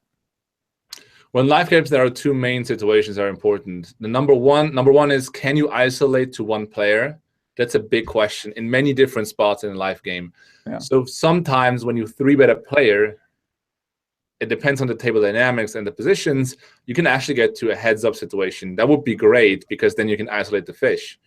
But then there are also tons of settings in live games where even if you 3-bet, it doesn't matter, because people are just going to come in even behind you and just call. So if that is the case, then what you want to do is you want to shift your range to a more multi-way, a hand that is more calibrated for multi-way situations. And that doesn't necessarily mean that you play stronger hands in a sort of all-around way. Yeah, like hot and cold's perspective. Yeah, exactly. On an equity-based perspective, it just means you play a different structure of hands. Like you want to focus more on hands that can dominate your opponents and hands that can do well multi-way pots. You have multiple components in your hand and they're quite nutted. Like that's usually a good sign of it. And you want to be a little bit more aware of the fact, if you connect the hand that you have pre-flop with what you're trying to accomplish post-flop, with how many players are going to see the flop, if you find yourself visualizing that and you realize, wait, there are some good boards for me, then you are probably in a good spot. But a lot of the times I ask, friends of mine, what flop are you trying to hit? Because this thing is going 4-way, right? So like what board is in there? For example, my friend who's with me here in Vegas, not in this house, in Vegas, had played 10-9-4-4. Like he was in the straddle and the button, and it was like a razor and 2 callers, and like he was in the straddle at 10-9-4-4 double suited. And the thing is, like, this hand goes 5-way, right? So like what board is your board? And also what board is the board where you're going to lose a ton of money? And I just see so many hands, so many boards that can come off where you're actually in a very bad situation. Mm-hmm. In fact, he called and the board came Queen Jack 4. So he has an open-ended straight draw and a bottom set. And they got it in 3 ways for like 200 big blind. And of course, he ran into top set. And of course, he sucked out twice with a straight. But the point remains that those things happen quite irregular. Like people think, well, if I flop a set, right, I'm good usually. Yeah, I understand there are higher sets, but I'm good usually. But the thing is, if you're 4 and 5 way, it's not really true. You're going to run into that overset a lot more often than people think. So I call bottom set and PLO the fucking idiot set, because when you get all the money in and you see the opponent's hands, when you get in 200 big blinds, you're like, God, I'm a fucking idiot. Why did I get this set in here? Yeah. But I think what makes PLO such a great game is that when you get it all in with 9-10-4-4 and you beat your opponent when you run it twice, now you're like, man, okay, I'm going to keep calling 9-10-4-4 on the straddle, because you remember that time where you got it all in. You're like, I flop fucking idiot set. I flopped open and straight draw. I won the hand. But you forget that you got it in bad. But that's what makes PLO such a fun game and a great game, and a game that's good for players like myself and like yourself, is that these people just, they remember those times, and they don't like, well, no, I mean, technically you got it in bad, but you won the hand, but you flopped the set, and they just don't put those things together. They just see the actual end result, or they see the set, and then they Yeah, very results oriented, very biased, and I think that's very typical with recreational players. And it's like PLO is the perfect game to build up wrong biases, basically. Yeah, it's easy to. I mean, it's like it's challenging to understand what shouldn't be right or wrong, especially in a live setting where the sample size is so small. I mean, how often are you going to get that button straddle in that spot with a marginal hand or with a weaker hand like that? You know, how often is that spot really going to come up for you to be able to gain a sample size to be able to confirm a lot of your biases from just I guess a bigger sample? It's just tough. So it makes sense why those biases would exist for many sure. players. So we got Adrian Phoenix in the chat. My big puppy, aka Mr. Poker Spectator. What's up, puppy? Kodamosa, man. Kodamosa, man. What's up with the YouTube stuff, man? What's up with the YouTube plan here, Fernando? I'm trying to like build up some stuff. I already have I have like a few videos on YouTube that are not released yet. I'm gonna release them a little bit later. But I'm generally interested in doing YouTube. Specifically when it comes to, you know, like YouTube, like really good, so like shorter videos, like 10-minute videos or something on YouTube, 10.1 second videos on YouTube, but basically something that is like promoting the game of PLO, but not on a very strategical level, but more on an entertainment level, basically. Please. Yeah, I mean, I'm trying to like, I think YouTube is a great platform to increase the reach, spread the word of Pot Limit Omaha. I just have to find sort of like what format is optimal, also not only for the viewers, but also just like represents me with my strengths, basically. You know, it's not like I'm not Doug Polk. I have a different skill set, right? So I'm trying to like incorporate that into my videos in a certain way. I like your what's up, guys? JNandez here. Back with another PLO hands reviewed with Fernando. I'm like, for fuck's sakes, man, come on. But no, I agree. I mean, I don't necessarily, I gotta be honest, I don't like doing these hand videos, but they're just so popular out there that it's not like it wouldn't be my favorite, my like #1 thing I want to go to when I show off the great game, because you know, you got a lot of spots where you get like the crocodile guy where he just makes this fucking terrible play and you go over I don't want to be mean about the guy. I don't want to be like, this is awful. Like you should never 3-bet queen 10, 8-6, no suits. Like, yeah, no shit. You shouldn't do that. So I don't want to be critical of anyone's play, especially when there's these guys who really could be well known. And even, I personally, I'm not one who I'm going to tell you how to, like, I'm not saying you should do this all the time. You can do that all the time. I think PLO, you can do a lot of different things. So doing these hands, I try to be in that sort of way. And now like going over some of my own hands, because I have a lot of hands. I just, you know, I mean, might as well do them now before, you know, 10 years pass, 15 years pass, and then I might as well put them out there.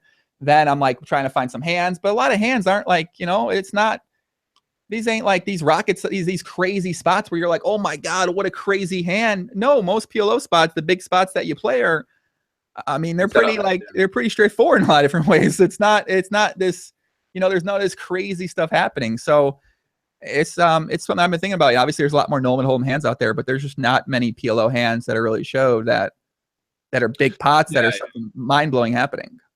And that's what I mean. Like I have to find the right sort of format that is enjoyable for people to watch, is not too strategy intensive, but at the same time, it's just like something they can watch when they have like 5-10 minutes time. Enjoyable entertainment, but also spreads just the word of, you know, PLO is a great game. Get in there. And I'm experimenting a little bit. I shot a few videos recently. Going to bring them out when I'm back in Switzerland. And in general, I would say I enjoy really the YouTube game, basically, and putting stuff out there. Responses have been really good. It's a great way to interact also with people and also to create content, basically. Yeah, I think it's the best way to get PLO out there. I'm going to be doing PLO content. I'm going to do it consistently for the rest of the year and probably for the next year straight, because I think just from seeing the impact Doug's had on poker in general, I think that like that for only way PLO is really going to spread is if there's a way to learn. And I think there's books out there with the Quick Pro manual. There's a course out there with the Upswing course, and you know, Quick Pro has courses too. And now once has you know, they have PLO stuff obviously as well. So now it's like, okay, well then when you learn, where do you play? Well, that's a tough option when you're in America. I just broke down a video on the Rake.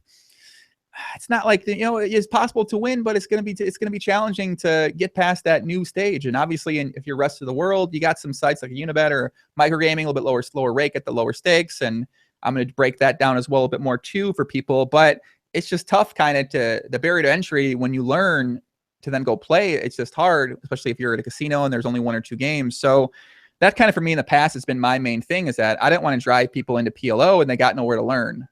You know, like where are they going to go? And now I think when I heard the course was finally coming out, I was like, well, I'm going to start making videos again, because now people actually got a place to go learn. And that's my biggest concern, really, is just you're going to learn and you're going to get fucking killed. You're going to get crushed. You're not going to do well, and you're going to enjoy it, but it's still a bad time to, it just, you know what I'm saying? That makes But you're sense. right. People have to find a place to learn PLO, basically. It's important. Like, it's just too much to just like jump in and expect people to just go become really passionate about a game if they don't have a starting point to basically pick up how to play. Right. It's like, I don't want people to learn PLO, or like learn, but not really learn. And then they get turned off to the game and they go away from it. Whereas if you find the game, there's a material for you to learn straight away, get better at the game, and then maybe stay in the game. But if you come to it and you're like, this is too fucking hard, go away. I mean, I don't know. I don't think you come back. So I want people to be able to come back. I don't want to put the fucking needle in their arm and then just let them pass out in the corner on their first MDMA experience, or their first heroin overdose or whatever, shot, bang, bang. But I want people, if I'm going to give them the pill, I want to at least accompany them for the night and make sure they're going to have a good time and a good night. And that way their couple first experiences on the great game of Pot Limit Omaha drug is a favorable one. And that way, because, you know, I mean, I don't know if you know many people that have had bad drug experiences, but you ask them and they say, man, I did MDMA one time. It was fucking terrible. I did it at this house with 10 people and 6 fucking other dudes. And I went there, I had such a bad time. I'm never doing MDMA again. I've heard this before, Fernando. I roll in some different crowds maybe than you do. But people like myself, I was with my buddy Adrian Phoenix. I'm with my other friends. We did it the first time. We had a great night. I love it, man. I was excited to do it again and again. Bang, bang. Got me in trouble, but I want people to have that sort of experience with Pot Limit Omaha, man. I want them to just feel the love and excitement, because I love the game. It's my, like, fuck, man, it's so great. 4 card. You don't gotta fold a 3-bet. You don't gotta fold ever. You can just play. You can get all in with the 2, 6, 4, 7. And you got 33% equity against aces. It's fucking amazing, JNandez. It's amazing. And then when you beat them, they got suicide equity, because then they might want to fucking kill themselves and make a bad play. And I'm not saying suicide's a joke or anything like that. I'm just saying that. Fuck, man. Whew, sorry, fired up. I'm sweating off. I mean, there is an ambassador award, right? There should be an ambassador award for PLO. For like individual games. The GPI Ambassador Award for Pot Limit Omaha. You ever heard of suicide equity? That was fucked up, though. It's a fucked up equity. But you drive people crazy to the point they want to kill off their money. Kill off their money. Okay. Not kill them fucking. I mean, sometimes I don't listen. Suicide ain't no joke, man. I'm not joking about suicide. I got some friends that kill themselves. You know, shout out to them. You know, maybe a close friend of mine, and I don't want to get into that one. But yeah, man. What are you drinking? What are you drinking there? Drinking some fucking liquid cocaine, bro. Got some G. You ever heard of G? GTO? Liquid ecstasy. It's called G. It's just G. That's what it's called. Yeah. No. What's it called? GHB? Yeah. I don't know. I'm all with my shoes today. People are asking in the chat, what do you think about PLO spin and goes? I heard someone texted me that they're out now. Out to the world. I don't know, man. Doesn't sound like that much fun, to be honest, but it's probably a good way to get into PLO, you know, for like newer players to like give it a shot without risking too much money, not having too many complex situations. You're short stacked. You played 3-handed. It's a fast game. I'm not sure if they're beatable or not. Of course, people that are going to join, they're going to play terrible PLO, so maybe they're beatable.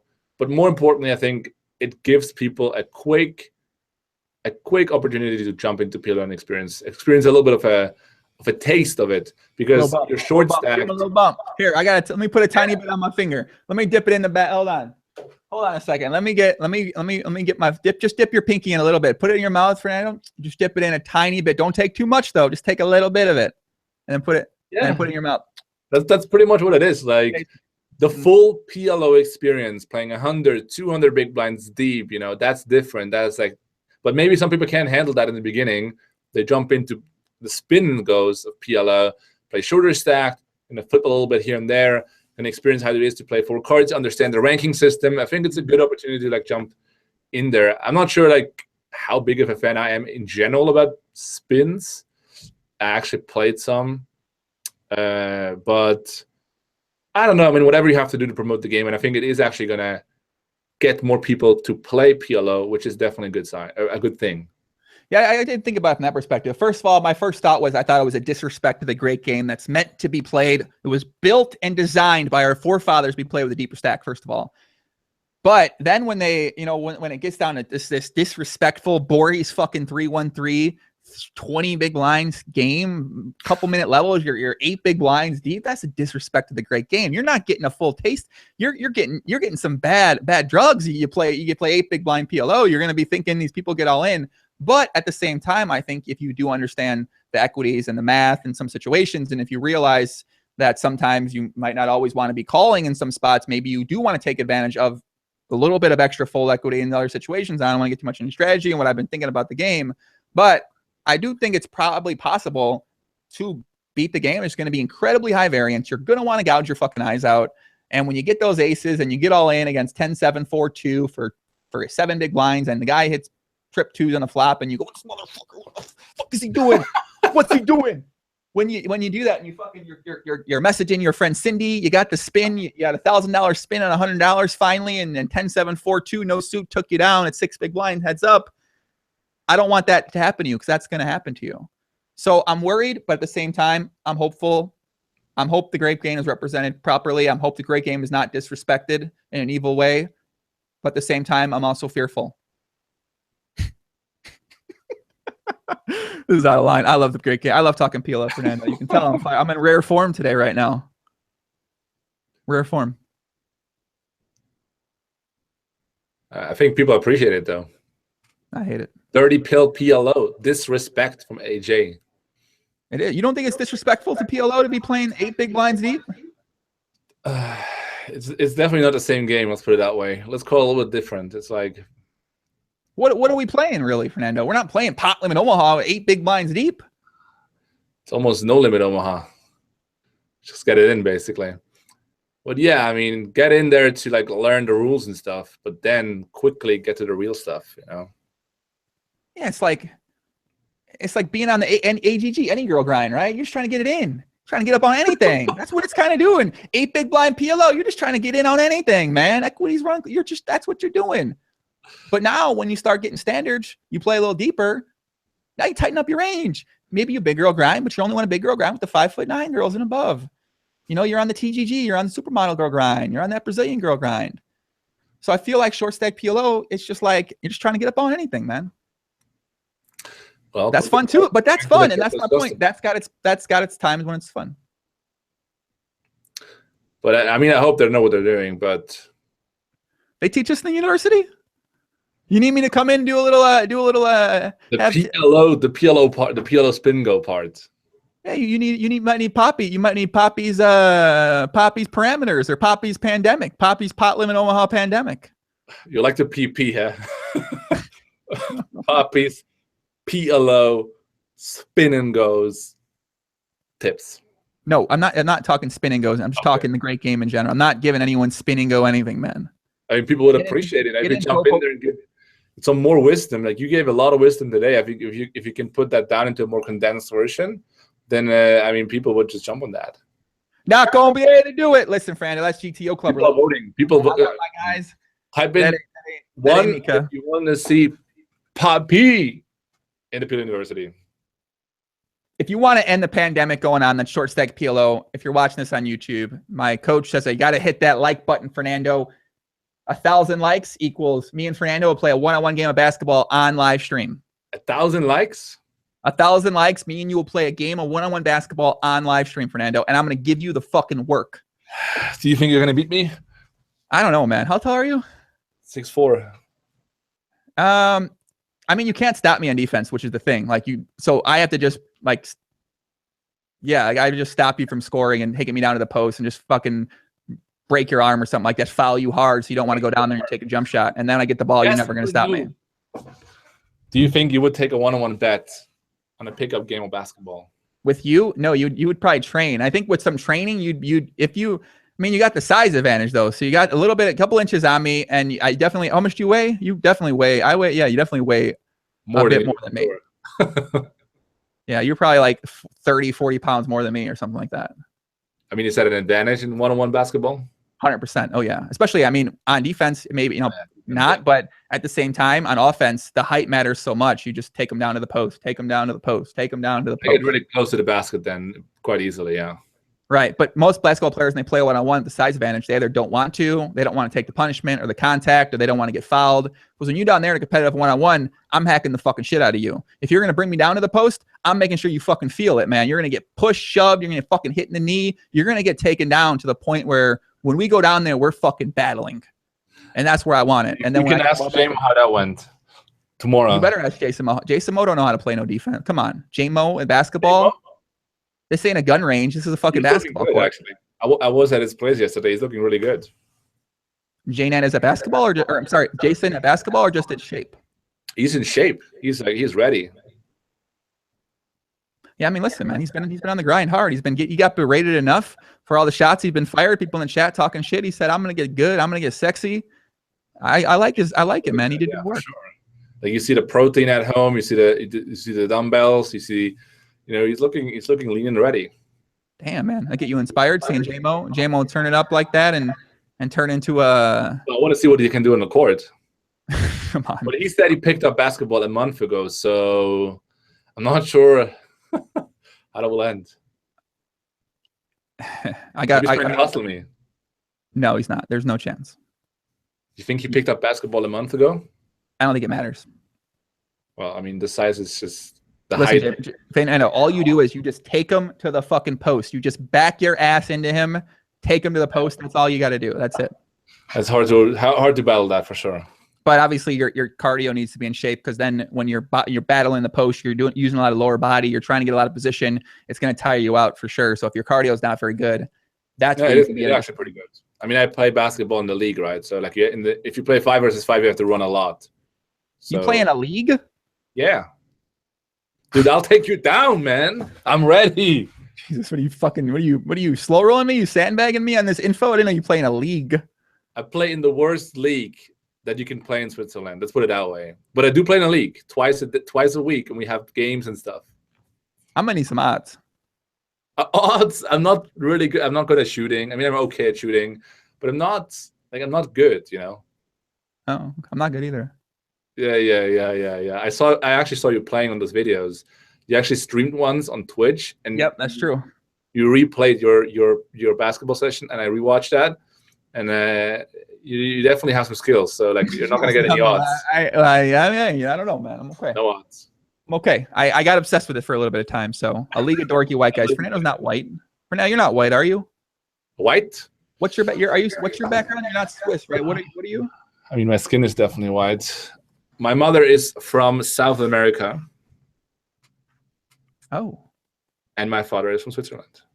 So you're half, what, Brazilian? You're not. There's no. Never mind. You're not Brazilian. First of all, there's no way you're Brazilian at all because you're not spewy enough. You're too fucking you're kind of nitty, but actually not nitty at the same time. So it's good. Bolivia? Yeah. Okay. It's crazy, man. You should be familiar with that place. This is where all the drugs are coming. You sound like my mother now. I get off the plane coming back from Miami, and I'm like, Mom, I was in the zone. I tapped into my subconscious thoughts state process I get into on the plane. She's like, Joey, how many drugs were you on? Were you on drugs? I'm like, Mom, what are you talking about? I was just on the plane doing it. I'm retired from that life. She's like, okay, hon, okay. Like the automatic assumption is just are you on drugs on the plane? I mean, you talk quite a bit about needles so far in this cast. So, you know what's funny? I've never actually used a needle in the past. In the past 11 years. You mean also not for health issues? Never in the past 11 years. No, never had a needle in me. Never used a needle. Anything like that. I just imagine that's what it's kind of like. Because I think you're scared of needles. A needle, they can relate to a needle reference when you inject the Pot Limit Omaha in your vein. Listen, when you don't fold the 3-bets, that's it. Can you imagine playing a game where you got to fold the 3-bets, Fernando? I'm serious right now. I mean, I don't play much hold'em, but it's like that's the number one reason you don't play, right? I mean, among other things, but yeah, Yeah, I mean, it really, you got to fold.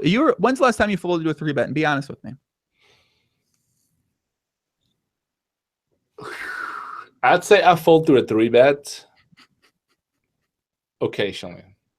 You can cut this out of the stream. I fold sometimes to 3-bet, even though I have 4 cards in my hand. If you want to learn more about that, join the PLO University. That's my plug. So you're going to tell them when to fold the 3-bets in the university. If that's not in the university, they can get their money back, I believe. That is in the university, of course. Okay. Oh, how do you get a tattoo with a needle? That's true. I do have a tattoo, but I didn't get the needle stuck in me, like injected. Like, you know, if you're. Where's your tattoo? I don't know. Come on. What is your tattoo about? I don't think I have one. You already revealed that you have one. I do. You never. I've done 100,000 podcasts. Some people have seen my tattoo. It's on my upper body. It's relevant. You can see it in here if you looked. I mean, so now you have to figure out, if you can't see it right now, where could it be? Where, you know what I'm saying? So whoa. Why are you putting the hands like that? Whoa, where could it be on my body here? Where could it be? Oh, on your hand. It's on my. I got a wrist tattoo here when I was in Vancouver. I was struggling. JNandez, listen to this story, man. When I was struggling, I was chasing Supernova Elite. I needed to play about 1 million hands in 3 months, or maybe a little bit less. I don't know, something like that. And I was saying, you know what, man, I don't think I can do this. I don't know if I can play the most hands anyone's ever played in the history of Pot Limit Omaha in this time period in 3 months. I don't know if I got what it takes. I don't know if I got it in me. But I said, you know what? I'm chasing my dreams. I don't want to work at Subway. I don't want to go back home and be fucking mopping floors at the local McDonald's or Burger King. I want to chase my dreams, man. I want to get to a point where I make this. I want to get to a point where I make the money and I can pursue my dream of getting to the high stakes. So I went and got a tattoo. It said dreams on it. It said, okay, you know, I want to see I wake up, I want to look at my tattoo and be like, I'm chasing my dreams. I'm chasing my dreams. I'm chasing my dreams. Every day I'd wake up, look at I'd get it in me. I wanted to visualize that and fucking feel it in my goddamn body, Fernando. I said, I need to play the most hands anyone's ever played in the history of Pot Limit Omaha in this time period. And you know what I did, Fernando? I played the most hands anyone's ever played in the great game over that time period. Played 450,000 hands in December, won Supernova Elite, won the prop bet money, had money to play, and then I went on $100,000 upswing the next month because I fucking got this tattoo on my hand to remind myself what my fucking dreams were. That's the bottom line, because Poppy said show so. I need to see it, though. No, show it very close to the cam. People want to see man. it. They want to see the dream, man. No, what about the dream? I'm not. You got to see it in person, man. Hey, come on. Tim F with a comment. What do you say? Tim F said he's got a girly little wrist tattoo. Bang bang. I don't give a fuck what Tim F says, man. Tim F can suck my fucking, you know what, man. I don't give a fuck what he's saying, man. That's what I think, Fernando. I don't give a fuck what anybody says about my wrist tattoo, because it got me through that time in my life and set me to the path for fucking greatness, man. We all got dreams. That's it, man. Poppy 3116. That is what it is. Much love, much heart, much soul. Are you on Instagram, by the way? I just joined Instagram, correct? At Poppy GTO. What are you posting there? Posting just regular pictures, man. Jonah, to my wizard assistant, took a couple. He's got some sick camera, aftermarket performance enhanced camera. He took some pictures of me. I'm posting excerpts from the podcast and from the videos up there as well. Yeah, just different stuff. I don't know, man. I'm clicking buttons right now. Are you also including your hand into the picture? Is that part of it? I haven't. No, that's Jonah's specialty. He literally has a specialty where he puts his hand in front of him and takes it. It's amazing. I don't know. It's like it's his thing. Now he put his feet. He's really next level with this shit. I haven't done that quite yet, though. Yeah. Gotta jump on that train. I know, man. I'm fired up. You got to add me on Instagram. If not, man, when especially Vegas this summer, we're gonna be putting out video blogs. Tattoo. Maybe you should put the tattoo on Instagram, so that way, you know, people will go up on Instagram and have a look. Jesus, that's a fucking CT if I've ever heard one. Listen, you go follow me on Instagram. I will post a picture. I've actually never posted a photo, JNet. It's been years. I've never put a picture with just my tattoo up. It means something to me. That's why I don't talk about it, man. I don't bring it up. You know, it's just like, it means a lot to me. It's special to me. I think that's how tattoos should be. I want to get another tattoo. I'm going to get one this summer. It says GTO somewhere on my body, because I honestly, man, GTO is a way of life. I I ain't kidding about that, man. I try to live GTO. So you have only one tattoo at the moment. That's it. One tattoo. So you need like a GTO one and a PLO one. You know what? I might get Pot Limit Omaha tattooed on my body. I don't know if I want PLO though. That's like if I get stuck in one of those Middle Eastern countries, they might think I'm with the Palestinian Liber or something organization, and they like might execute me or something like that. Yeah, Pot Limit Omaha on your chest. You're a fucking idiot. Pot Limit Omaha on my chest. Dude, why don't we get matching PLO tattoos? Let me think about this. Seriously, what do you ever not want to be reminded of? I want to be remembered forever. Yeah, but I don't know if I'm okay with having a tattoo in general. Like, first of all, it hurts potentially, and you can never get rid of it, right? Wait, here. I imagine it would hurt a lot of the wrist. You can get rid of it now. There's things you can get rid of it for sure. How much does it hurt on the wrist? It didn't hurt at all. What are you? It didn't hurt at all? No, man. No, this didn't hurt, man. I needed it. I needed it there. I just thought about my dreams. I was getting a tattooed on my body. Needle in my veins. No, it didn't hurt. Honestly, it doesn't hurt that bad, man. It's not. I mean, okay. I was gonna say something extremely feminist, but I'm not. Or the feminists wouldn't have liked, but I'm not gonna say it. Just think about the people who get a lot of tattoos, Fernando. You're saying these people are tougher than you? You know? No, what are you going to say? They're not tougher than you. You're a tough man. You've handled a lot of adversity. You mean because they're girls? No, I'm not saying they're girls or they're guys. They're just people that maybe got a little weaker mindset when it comes to handling things. Not so men or women. It's not. This isn't gender. This isn't gender direct. This could be anybody. So you're basically confirming that women have a weaker mindset. Is that what it's saying? I'm saying a lot of men get tattoos and they got a weak mindset as well. Yeah, not just women. It's like I said. It's not specific to gender. I'm not sure about a tattoo, man. I'm too scared. How are you? You're not scared. You're not scared of Ben86, but you're scared of a tattoo parlor. If I beat Ben86, I might have like a Ben86 tattoo here with a little, I don't know, with like a little death head or like, you know. You need a tattoo on your bicep? We're gonna tattoo all the big names that I crushed on my arm here, like all the way down to the line. Who's on the list? Is it no tattoos on the list now? Bang bang. You can't see them. It's like that's why you have no tattoos now. upcoming, all the way here. Dang, man, that's okay. Now it makes sense. So wait, you're saying you're seriously gonna do it? All the big names you take down in matches, you're gonna get the tattoo on your arm. Let me show you something. Oh shit! This is out of line, boys. Thanks for tuning in. If you're watching this live still. Oh man, I don't know what he's doing now. This is getting to that territory where he could literally pull out anything right now. Doug's there, Fees is there. I don't know if they're getting someone. I have a lot of tattoos. Let's put it that way. They're somewhere on my body, but you can't see them. That's what it is. You really? Yeah. Here, over there. Oh, okay. I see what you're trying to do here. What am I trying to do? You're trying to give me the fun player shuffle here. Wait, Tim F has a good idea. Get a receipt with your graph inside it. A graph tattoo. I would happily get a graph tattoo. My God, that would be one of those fucking epic graphs of all time. It's like this, and then like it's like 1.3 million hands for that break even, slowly losing, and then just up a ton of money, but then starts shaking, then goes down a bunch of money, and then makes the slow fucking rise back up, Fernando, to a point where we're at now, baby. Moral of the story is don't play too many tables. That's the moral of the story. That's what it just is. Less tables. That sounds like a painful tattoo, you know, like all the way down, up. You're gonna like relive all the moments of your career by getting this tattoo. That'd be great. It'd be great to reminisce and think about that, man, for sure. That's a good idea, though. You should get a Supernova. You got that Supernova Elite shirt. What if we got Supernova Elite tattoos?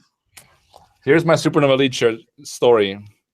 I have around 7 Supernova Elite shirts at home. Jesus.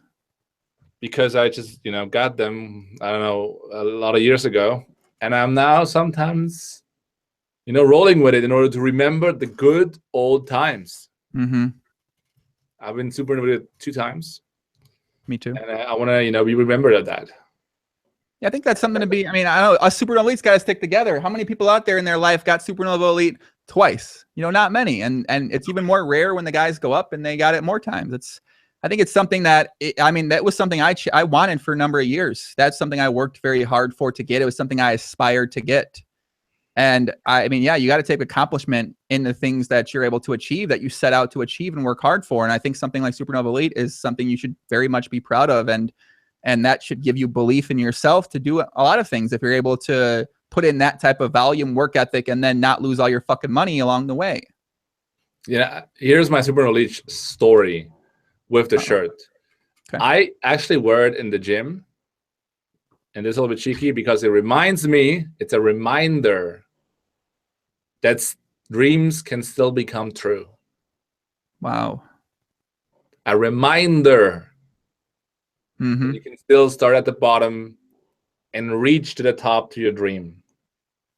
And here's also the funny story. One time, a guy came up to me in the gym and he said, "Where did you buy this shirt?" Wow.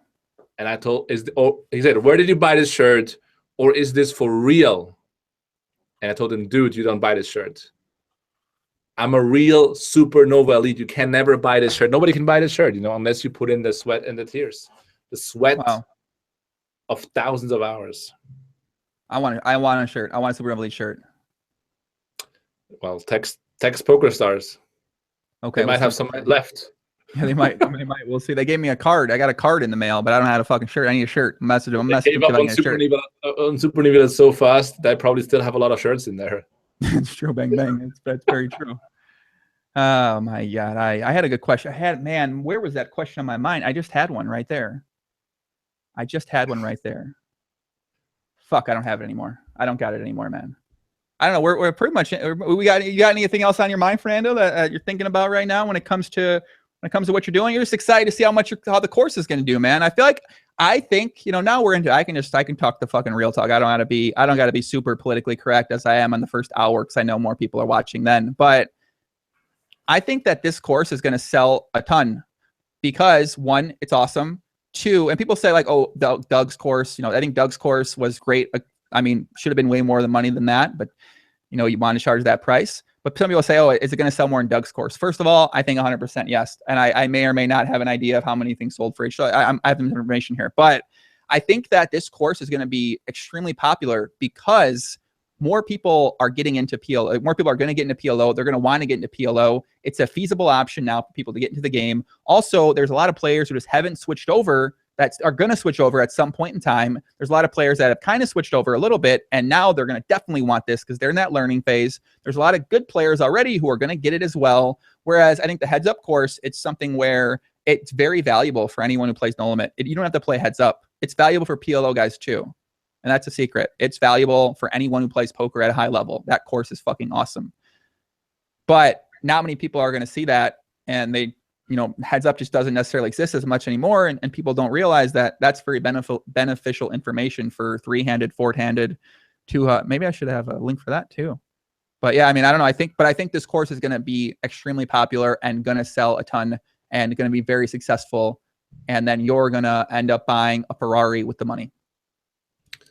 In my garage, I think the time for to get into PLO is just the right time at the moment for a lot of people, basically. And as Matt Coletta would say, the iron is hot. So jump in ahead of time. Okay. Is it though? This is the time. I think a couple of years ago was the time. I'm going to be honest with you here. I think a couple of years ago was the time. Hindsight, that's the thing. 2 years from now, there are going to be people out there who say like, "I wish I started PLO in 2 years." I guarantee you, 100% they're going to say that. Yeah, 100%. So you want to jump in when people are still, the live games, for example, when they're still like super fishy. And And yeah, I have. I mean, we have a lot of hopes for, for the community to grow very quick, because a lot of people are interested in PLO at the moment. So we're looking very positively forward into the growth of the community, and also in terms of like how many people are going to join us on the PLO University. And Poppy might pop in there too, man. Might teach a little Poppy Shuffle class. People would appreciate it. You know, you listen to JNandez getting technical about the numbers. You sometimes you need something to offset that. You drink that JNandez whiskey. Okay, tastes good. Let me get a fucking chaser for that. Okay, a little sometimes. Okay, sometimes you need it broken down and some real talk. You know, you technical, but sometimes you need some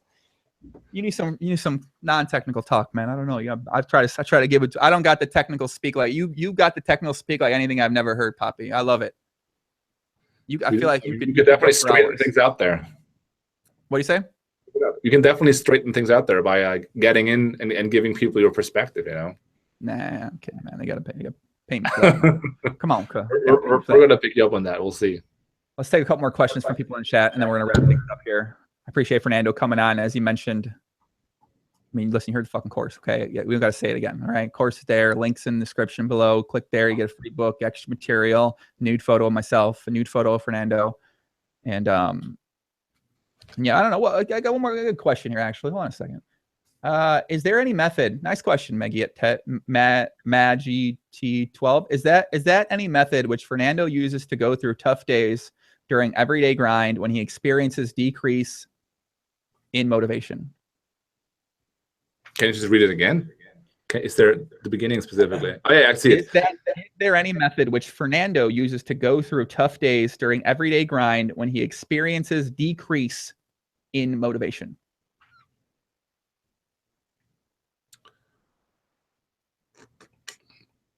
So the worst thing you can do, let's start off with like figuring out what the worst thing is. The worst thing you can do when you feel like what you're right now doing is not really motivating to you is to continue doing it. So because that's not going to solve it, just like doing it more. So it's sort of like a signal that you need to switch something up, you need to change something. And I think some people sort of confuse that with you need to do something non-poker related. I don't think that's actually true. Sometimes it is though, but it more so means that you need to approach the game from a different angle. And as I already mentioned before, what I like to do is I like to work on my game in order to get inspired, and then I feel that motivation again. If this doesn't help, either I'm going to try to work out or do something physically, or I'm going to try to learn something else. For example, read a book or learn another skill in order to sort of like get back on the hook of learning, basically. Because most of the time, I think what takes away motivation is that you're just autopiloting. You're not like excited about learning, being there, doing stuff, thinking, and you want to find something that breaks this habit of just automation in your mind. And you do that by either doing physical activities, injecting new information, either from poker or a different area, in order to get back inspired. So I think the worst thing you can do is just continuously accepting it and doing the same thing over and over. You need to switch things up. I like it, Poppy. I like it a lot. I like it a lot. No, we answered the streaming question.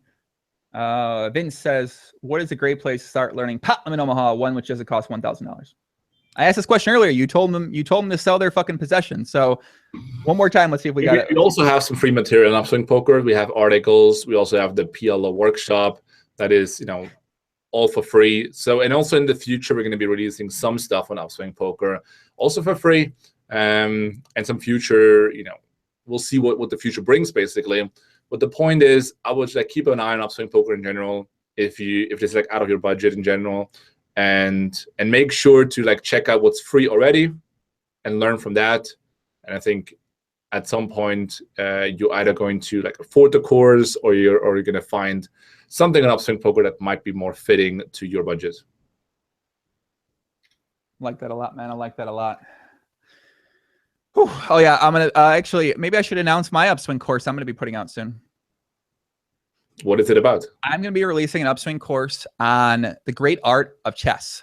So it's actually gonna be a course where it's designed around dating, around women, dating, sex, picking up women, basically the art of chess, what goes into it, the intricacies you need to know, the strategies and techniques that I've implemented over the past 14 years of my life to make me one of the top winners in the entire game, basically. I'm a verified grandmaster. So I'm going to be creating a course for people out there. You'll be in a Facebook group. You're going to be able to ask questions to me about maybe what techniques and some theories that you're doing. I'm going to give you some date strategy, some sexual techniques to be a great lover and please your partner. And man, I'm really excited. I'm really excited to put it out there. And I honestly, I think a lot of people out there are going to get a lot of value. They're going to end up meeting more women, meet the love of their life, feel more confident, feel happier. And I'm finally excited to announce the course. So it's going to be coming out. We've been working at it right now. And yeah, pretty pumped up, man. It's exciting. Is it also going to be for, guys who are attracted to other guys? Yeah, man, listen, you can be attracted to anyone for this situation, guy, animal, anything. Animal, I don't know. I've never tested the animal theory, but I imagine a lot of this stuff is going to work well in any industry. So yeah, it's solid, good technical fundamentals. I'm going to break down my women manager. I'm going to show you exactly the strategies that I use in different situations, depending on, where we're at or what's going on, what I'm wearing, anything like that. And yeah, man, I give you a very technically sound game broken down with stats and theory from my play over the years and how I've developed. And yeah, man, I think it's just to give some charts. We got some things you can bring out when you go out to the mall and stuff like that. Yeah, man, it's really cool. I spent a lot of probably I don't know, 1,000 hours these past 4 months developing the course, and I'm just excited to finally put it out. If you would put out a course like that, I think, 50% of the audience is going to jump into it. Yeah, I think so too. I don't know. Course is going to be, listen, man, it's an important one. It's sex, right? $2,000. Sorry, that's what it is. It's $2,000. You want the course? $2,000. That's what it is. It's just what it is. One-on-one time. We got accelerator as well too. One-on-one coaching, $500 an hour. So that's just what it is. I don't know. It's ain't cheap. I'm one of the best in the world at this, man. I'm not giving away my secrets for cheap. You got some leverage. Yeah, I got some leverage, man. You got RSD. RSD ain't giving you one-on-one attention, man. RSD, you're another one of the fucking 1 in 2 million in the view count, man. Okay. Okay. You want RSD? Go watch fucking RSD on YouTube. You're 1 of 2 million. Perfect. That's awesome. Okay, cool. I'm giving you one-on-one attention, man. I've been in the streets. I've experienced the struggles, the ups, the downs, the lefts, the rights. And what do you mean by one-on-one attention? Yeah, I'm gonna give them coaching when they need some coaching, man. I'm gonna be putting out videos of me on encounters, showing you what works, what doesn't work. Jonah has witnessed this in Miami. He witnessed this hard. Me with the Mamacitas. We got a special Tinder strategy. Adrian Phoenix is going to provide a big girl grinding package as well. We might get Fernando. We might get Fernando to provide some Bumble strategy, and then we're going to have Lafort do a little module as well too for Instagram stuff. So why is AJ in the big girl module? It's just what he likes. I don't know. That's what he's into. I love my guy. I don't know. He likes the big girls. I got no problem with that at all. So yeah, gonna be Tinder strat, Bumble strat, all online dating strat. I did a challenge back in the day where I did 30 dates in 30 days, and I blogged about it and I wrote about it on 2+2. Plenty of fish strategy as well. Match.com strat, whatever you're looking for. 30 dates in 30 days. Yeah, I did a challenge where I blogged about it and posted photos. Yes, on 2+2. That was one of my first prop bets. How many dates did you have? I think I went on like 15 or something like that, and I ended up falling for this one girl named Svetlana, and yeah, she was sexy. She was good, but yeah, that was my yeah. So that course, guys, pay attention to that. JNandez might do something where he's got a little link for you, maybe provide you some extra value or some bonus material or something like that. So, you know what? This would actually be popular, wouldn't it? It would. It really would be, man. I think it's what I know best. But the thing is, Fernando, I don't know if I'm being results orientated because I am a little bit taller.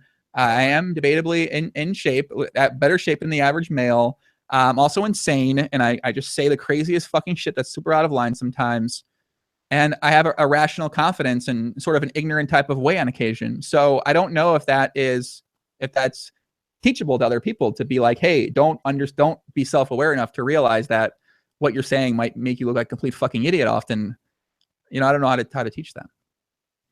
Well, that's what you have to figure out.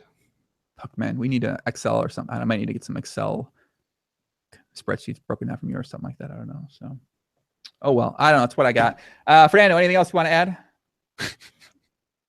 As usual, until Friday this week, we have special bonuses for the PLO University. If you want to learn more about the underlying concepts of how to learn PLO, get in there, crush, visit upswingpoker.com. And more so, there's a link in the description from Joey. Go up and join our community over at upswingpoker.com. I'm going to be in the community. I'm excited, man. I'm excited. Robert Lee says, Joey's sarcasm is ridiculously undetectable. I got to be honest. I have the craziest sarcasm I've seen.